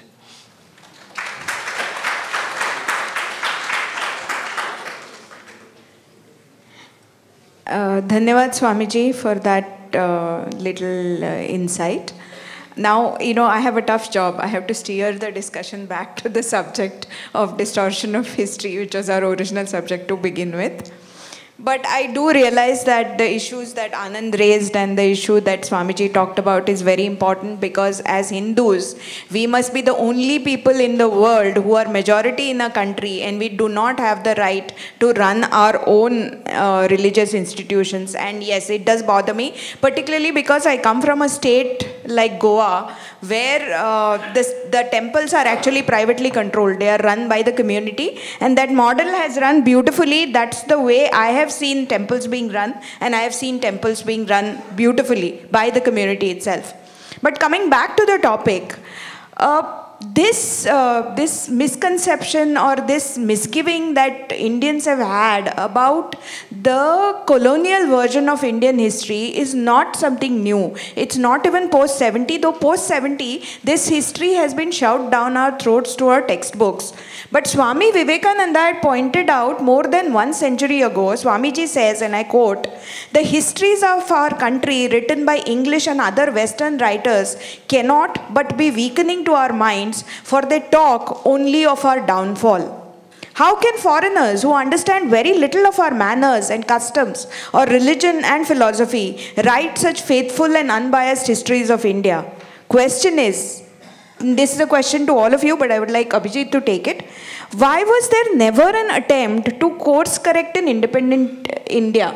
And Meenakshi ji has addressed it to some extent, but I would like to know if you have a different outlook on it. And this reminds me of something that David Frowley has said. He has said that we don't need to saffronize history. We only need to take the red out of it. That should suffice. And that is the point of that being in red. There is a thought behind it, that you remove that in red and it becomes Asatyameva Jayate. That is the whole point. I think the distortion in history was fundamentally started by 3 sets of people. One was, in fact, it was initially, most of the distortion as far as the ancient history is concerned was introduced by the British. But later on, the distortion was perpetuated by 3 sets of people. One is Muslim scholars from the Deoband and Aligarh school. Second was Congress itself. Their history was fundamentally drafted by M.N. Roy, who was himself a communist actually, but he was in Congress for some time. And the third set of people was, of course, Marxists. And in independent India, Congress was, of course, in power. Jawaharlal Nehru was the Prime Minister for first 16 years. History was kind of given as a monopoly to the Marxists. And Muslim point of view always carried weight because of the, what you call, perverted idea, perverted definition of secularism, that anything that is even likely to remotely go against the Muslim point of view is communal.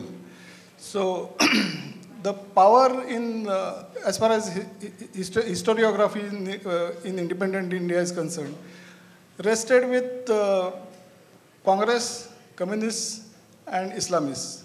So we had no chance that the distortion in history could have been corrected in independent India. That is what I feel. Okay. Meenakshi, would Can you I like also add to this? Yes, please. It is very ironic that in the colonial period, Hindus were so conscious that they have to protect their own history. Fort William College, which was run by the British, produced 3 Hindu writers in the colonial period whose histories have survived, and they said that we should present our history from our perspective. They said, though we are employees of the East India Company, we are very conscious that the soul of our nation should be protected. And in UP, Raja Shiv Prasad, he wrote a 3-volume book, Itihas Timir Nasak, Itihas, History, the Dispeller of Darkness. So these books that were written in the time of British rule by Hindus were all very, very conscious of the need to retain that historical narrative in Hindu hands. The problem in the British period, according to me, began with James Mill. We have not mentioned James Mill.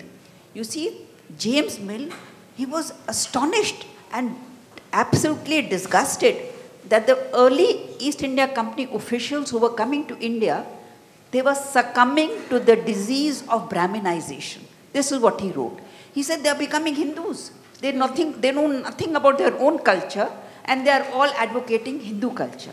So he said it is important for us to make sure that our company officials do not become Hindus by default within a few years of arriving in India.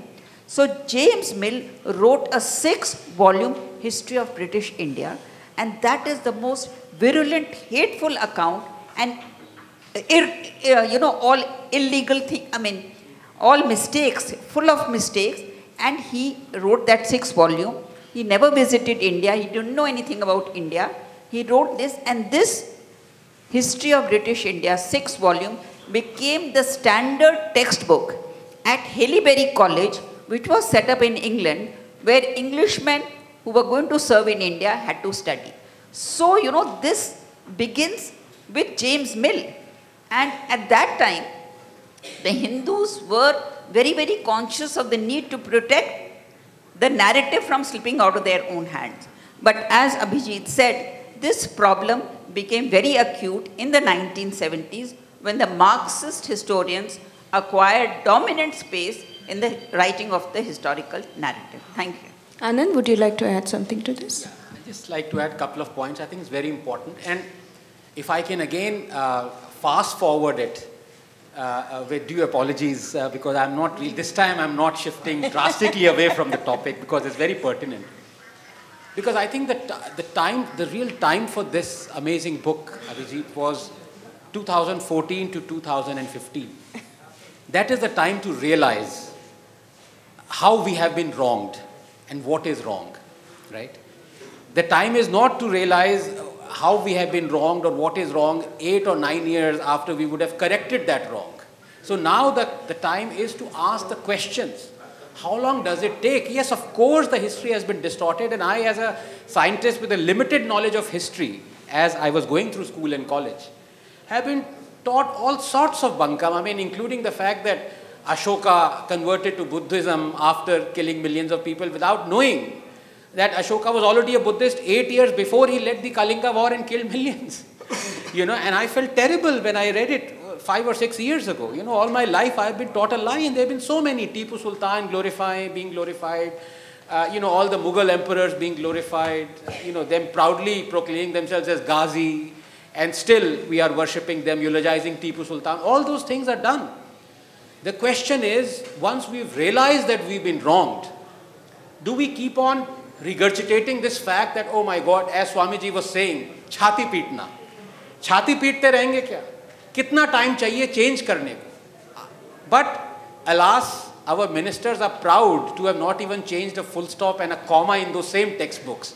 So I think going to the future, and here with due respect to Swamiji, I hope you wouldn't mind, I'm not correcting Swamiji, but I'm just adding, Swamiji, that when you say that the constitution would have to be changed, well, are we waiting for a majority BJP government to do that? Congress has changed the constitution 108 times. They have even included words like secularism and socialism in our preamble. If we believe what we are doing is moral and ethically correct, which is giving temple control back to the Hindus, and of course it is morally and ethically correct, then why shouldn't the constitution be changed? What are we scared of? In the last 8 years, Modi has changed the constitution only once, and that too for ratifying the SC/ST Act. If previous governments can change constitution 108 times, if they can go overturn Supreme Court judgments, including the Hindu temple control Supreme Court judgment on 1958 and 1959 that was overturned by the Congress government, why can't the BJP government at least overturn the Congress overturning of the Supreme Court government, Supreme Court ruling? They can do a lot of things. What you require is willpower and the ability to do things that are right, do the right thing. And in both instances, do the right thing. How much time do you require to correct the historical wrongs and the distorted histories? Why can't this book by Abhijit Ji be prescribed in schools and colleges? Why can't the books written by Vikram Sampath, Desai, Shefali, so many others be prescribed?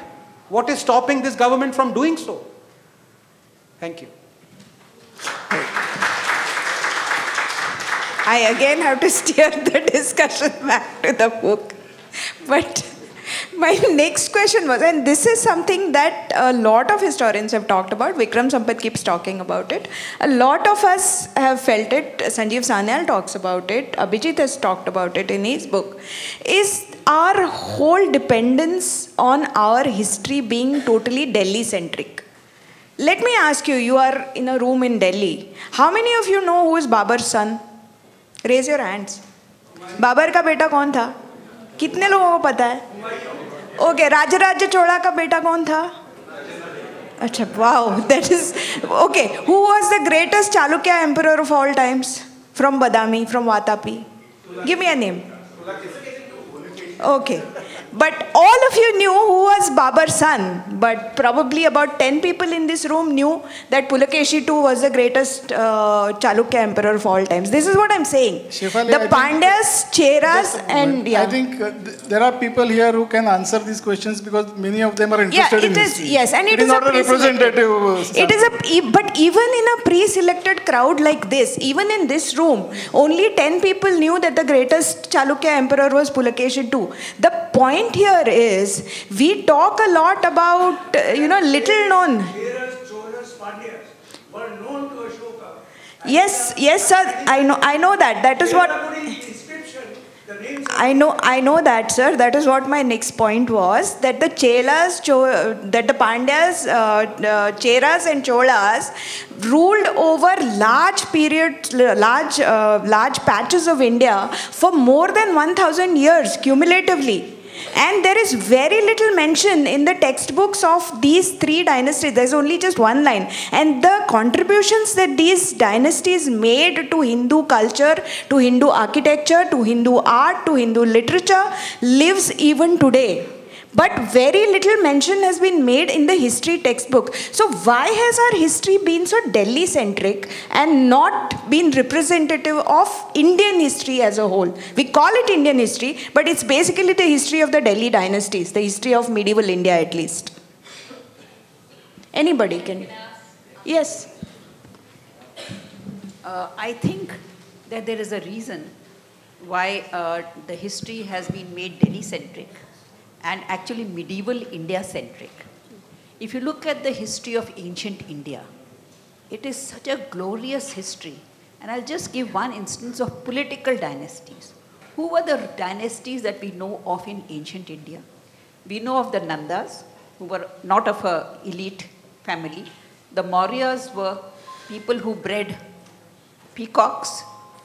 The Satavahanas were Brahmins. Guptas were supposed to be third Varna.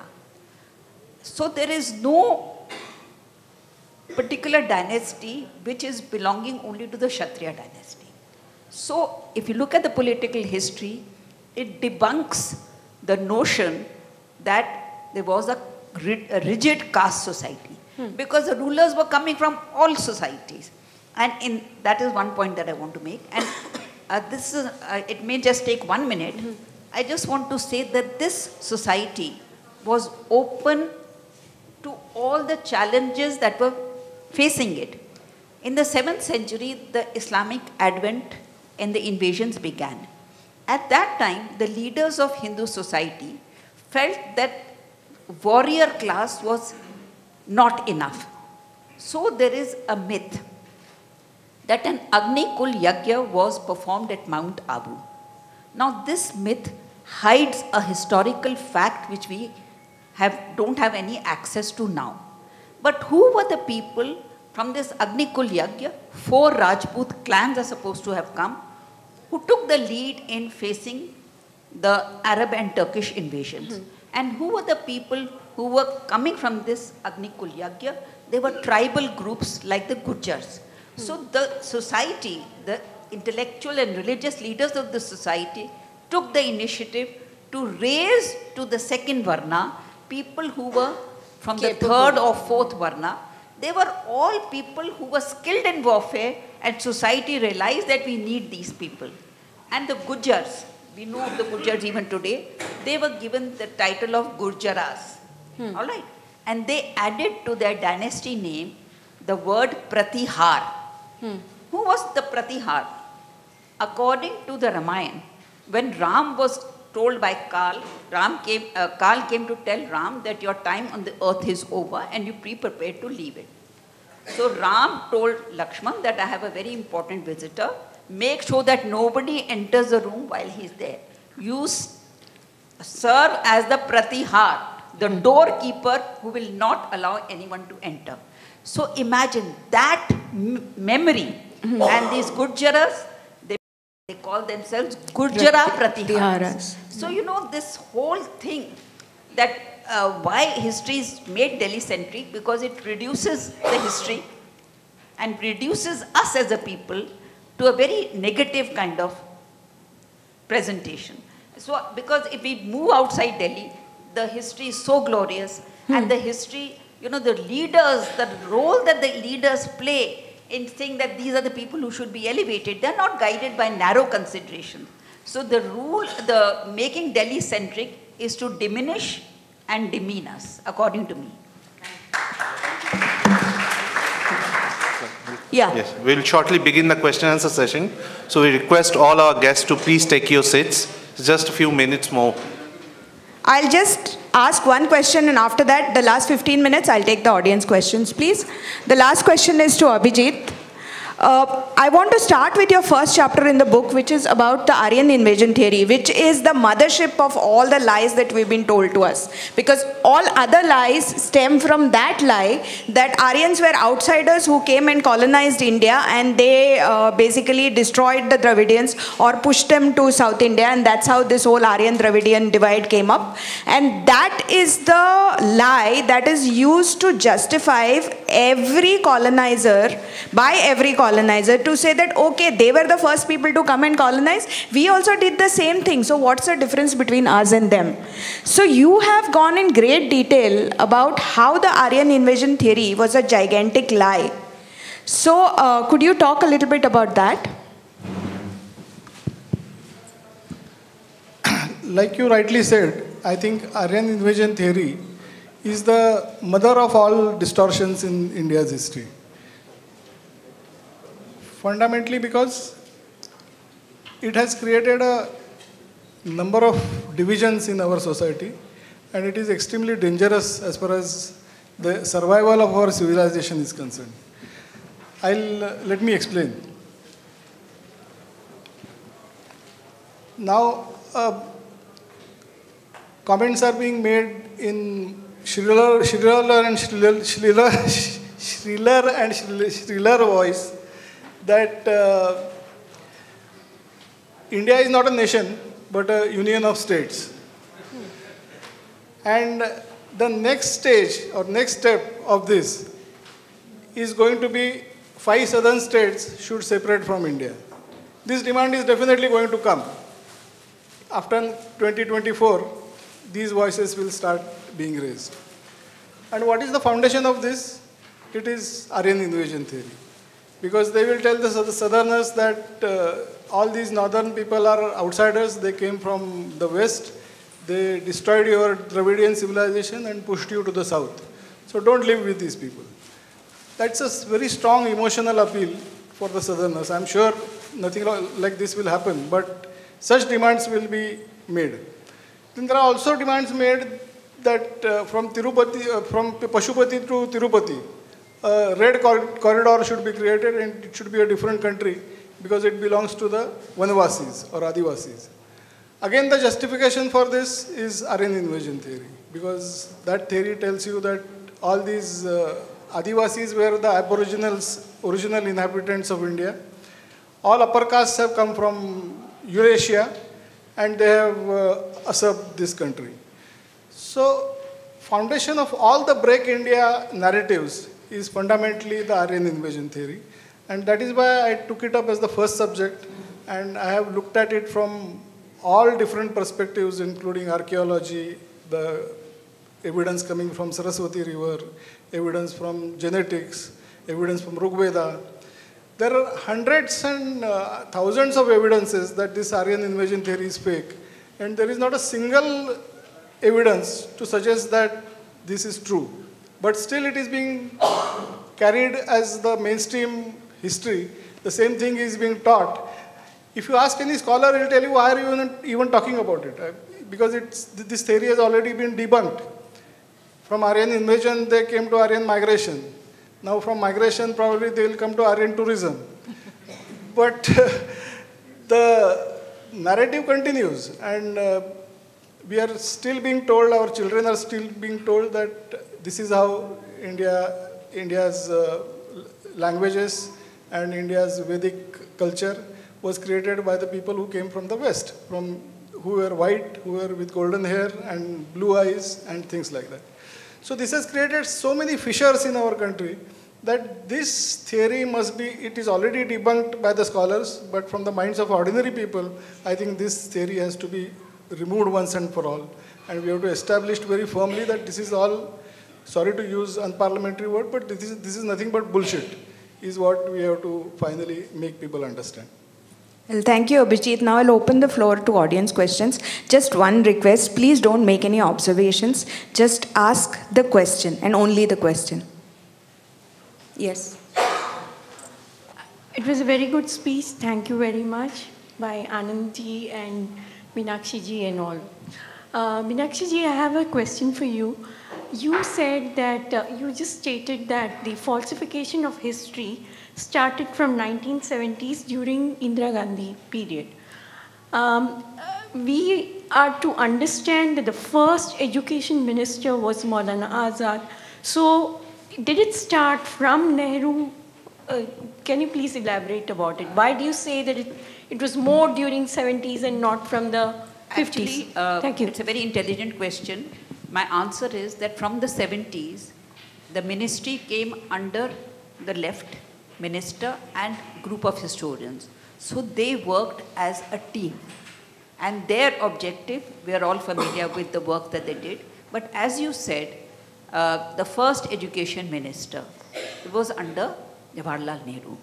At that time, they wanted to present, they were focused on the freedom movement. So they were not actually working much on the medieval period. They were working on how to present the freedom movement as the Congress's gift to India. So their role was limited and their objective was limited to presenting the freedom struggle as and exalting the role of Mahatma Gandhi and Nehru. But it was not a team effort in the sense that in that same period we have R.C. Majumdar, Jadunath Sarkar, etc. But with the coming of Professor Nurul Hasan, then you don't hear these other voices. They are blacklisted. R.C. Majumdar's works, which were supposed to be translated in all the Indian languages, Nurul Hasan put a stop to that.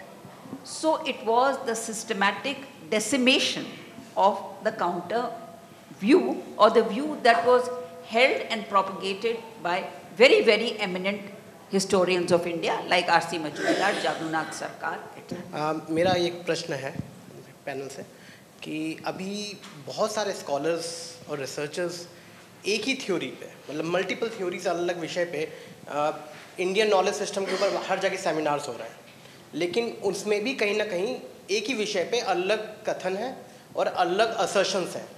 तो उससे audience के मन में थोड़ा सा भ्रम की स्थिति बहुत हो रही है। तो क्या ये सारे रिसर्चर्स एक ही पैनल पे आके एक थ्योरी न दें और गवर्नमेंट को बताएं और गवर्नमेंट उसका ऑफिशियल डिक्लेरेशन करे?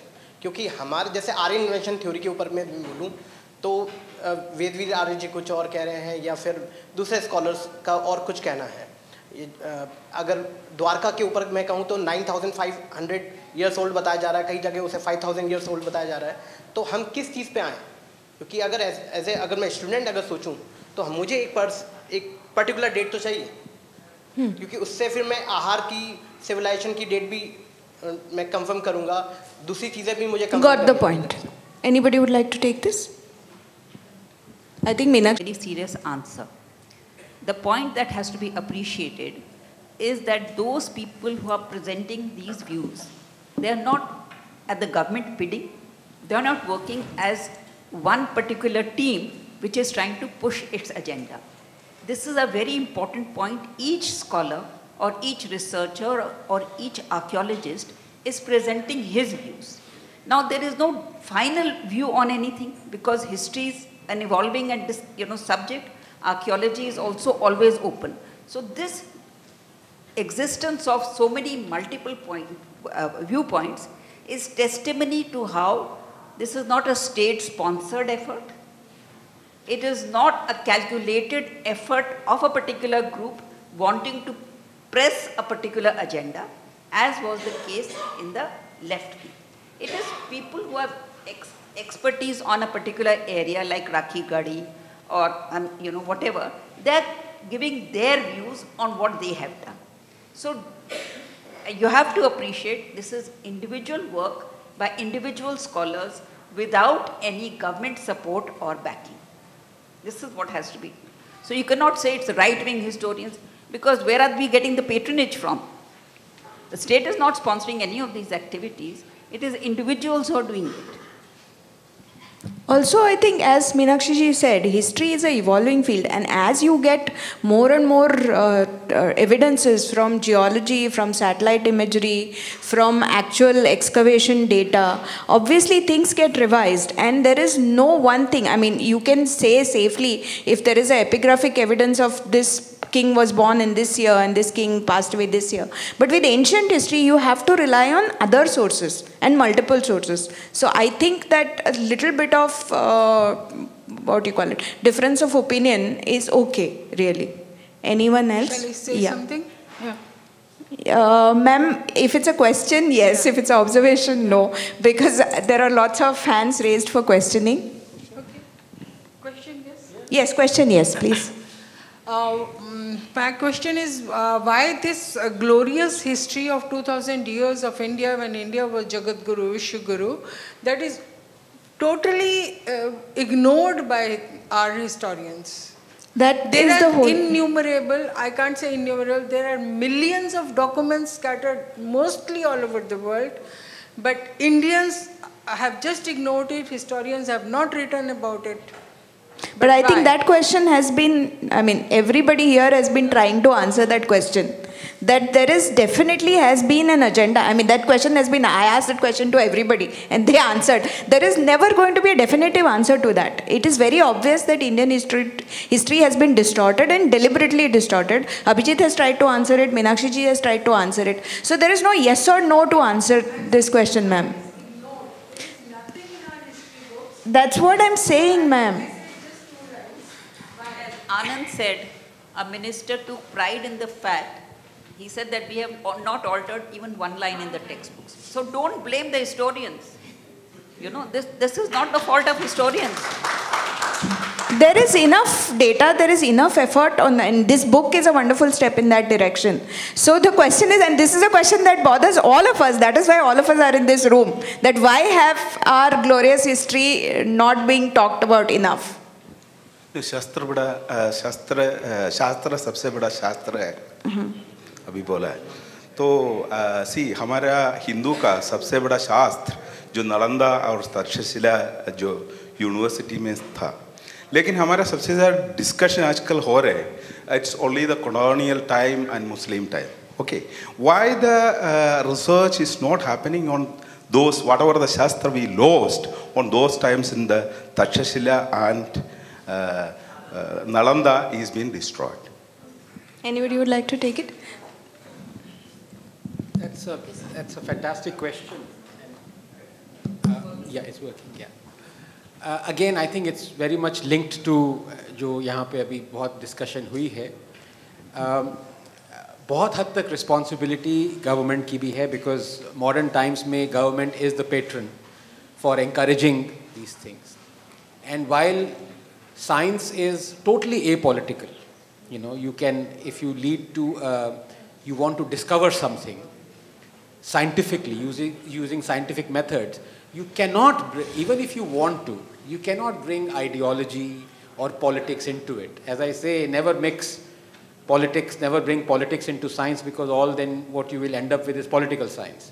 But in the case of, for example, Saraswati, glacier-fed Saraswati, did it exist or not? You go by isotopic evidence. And the isotopic evidence tells you that, yes, indeed, what was mentioned in the Rigveda, as Abhijit has also mentioned here when it comes to Saraswati, was that it was this great river that, it was not monsoon-fed river, it was a glacial-fed. Now, that evidence is scientific. There is no RSS or, you know, Sanghi or some, these are isotopes we're talking about, right? So, and for example, in the same case of negating the Aryan invasion or Aryan migration theory, you look at the DNA that was obtained from Rakhi Garhi. It has no steppe component. You look at Sanoli, the discoveries there. You look at what Neeraj Rai is discovering now, R1A1 component. It seems to be, the origin seems to be India. Now, there is no ideology there. So the government has to encourage. Now, if you look at, you talk to Neeraj, you talk to Dr. Ganesh, I'm just talking as a scientist who has friends who are discovering these wonderful things. They're saying the government is not giving them adequate resources. They are strive for funds. They can't isolate the DNA from which they would get this amazing information that would negate all these theories. Now, how can they invest their own money? Will they spend, I mean, will I, yes, I mean, I'm a scientist, but I'm not going to spend 20 lakh rupees of my own money, right? Also, it's an issue. Sorry, excuse me? Buddhist is also an issue. No, I mean, Buddhism, which other culture will you have Buddha as one of the Dasavataras? Buddhism is a component, it's an Indic faith. Now, people have always decided to, you know, create a diversion. Even Sikhism, I mean, Khushwant Singh said that they have tried to progressively remove all the Vedic knowledge and the Hinduism from Guru Granth Sahib, and all they were left with after they did so were the book covers of Guru Granth Sahib. Very beautifully said. And that's when we realize that everything around us, all pervasive, is Hindu culture and civilization. But somebody has to give money, you know, to encourage doing science. The science is apolitical, ideologically agnostic. But somebody has to give money to do the science. Thank you very much. Yeah. I have a very small question. I said, so much has been talked about the Aryan invasion theory and all. I think Tony Joseph had written a book, Early Indians, now in which he gives a whole lot of analysis of DNA of various times, and it correlated with the theory that the Aryans had come. And then subsequently another gentleman has written Early Indian, that is genetics and the Aryan debate, Tony Joseph's latest result. Now, when such kind of misinformation comes into the environment, is there any agency which checks on this and the irrelevance of... Can I take that question? Yeah. Now, you see, that's a very important question. And here, I think, more than the agency that you talk of, because it is freedom of speech and expression. But, you know, I'd much rather believe Hafiz Saeed talking of peace than this, you know, Tony Joseph talking of genetics. It's as simple as that. So the readers have to make that distinction. I mean, how can a third grade movie reviewer or a, you know, washed up journalist suddenly start talking of population genetics? And it's been debunked now. I mean, you talk to Neeraj Rai, you talk to, so it is up to the audience to believe, and it's not, you see, what we don't want is one view, right? And let me give you a glorious example of how science works. Since the 1950s, how did universe come into being? There were two competing theories, the steady state theory and the Big Bang theory. And in the last 40, 50 years, it is the Big Bang theory that has won over all other theories because of microwave radiation discovery, so many other things, Hubble, everything. But the glorious irony was that the fellow who gave the steady state theory, he himself believed in the Big Bang theory. He coined the phrase Big Bang theory. You know, that's so glorious and beautiful. So science works like that. In science, if there is nothing called defeat, if some other theory has taken credence over your theory, be gracious to accept it. Unfortunately, people who are, who have a driven agenda, who are politicians, they may write about science, but they will never think like scientists. Last question, because we have to wrap up. I think 8 o'clock is the final time. I mean, that's what I've been told by the organizers. You can always meet afterwards. But last question. I'm really sorry.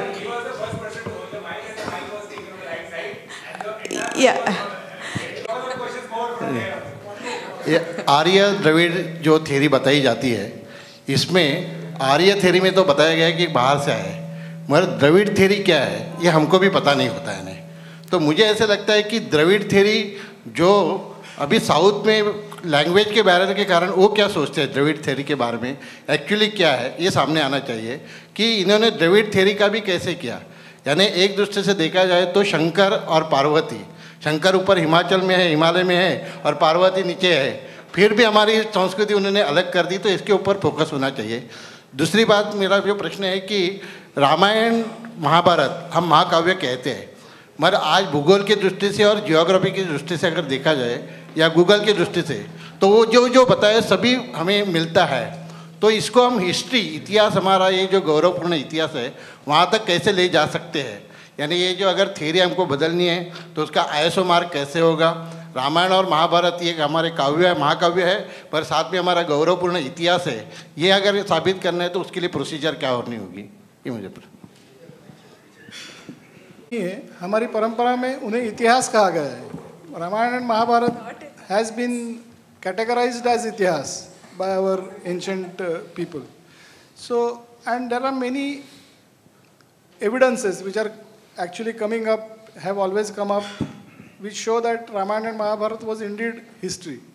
So, I don't think there is any other point of view. I mean, of course there is a point of view that it's all myth and mythical.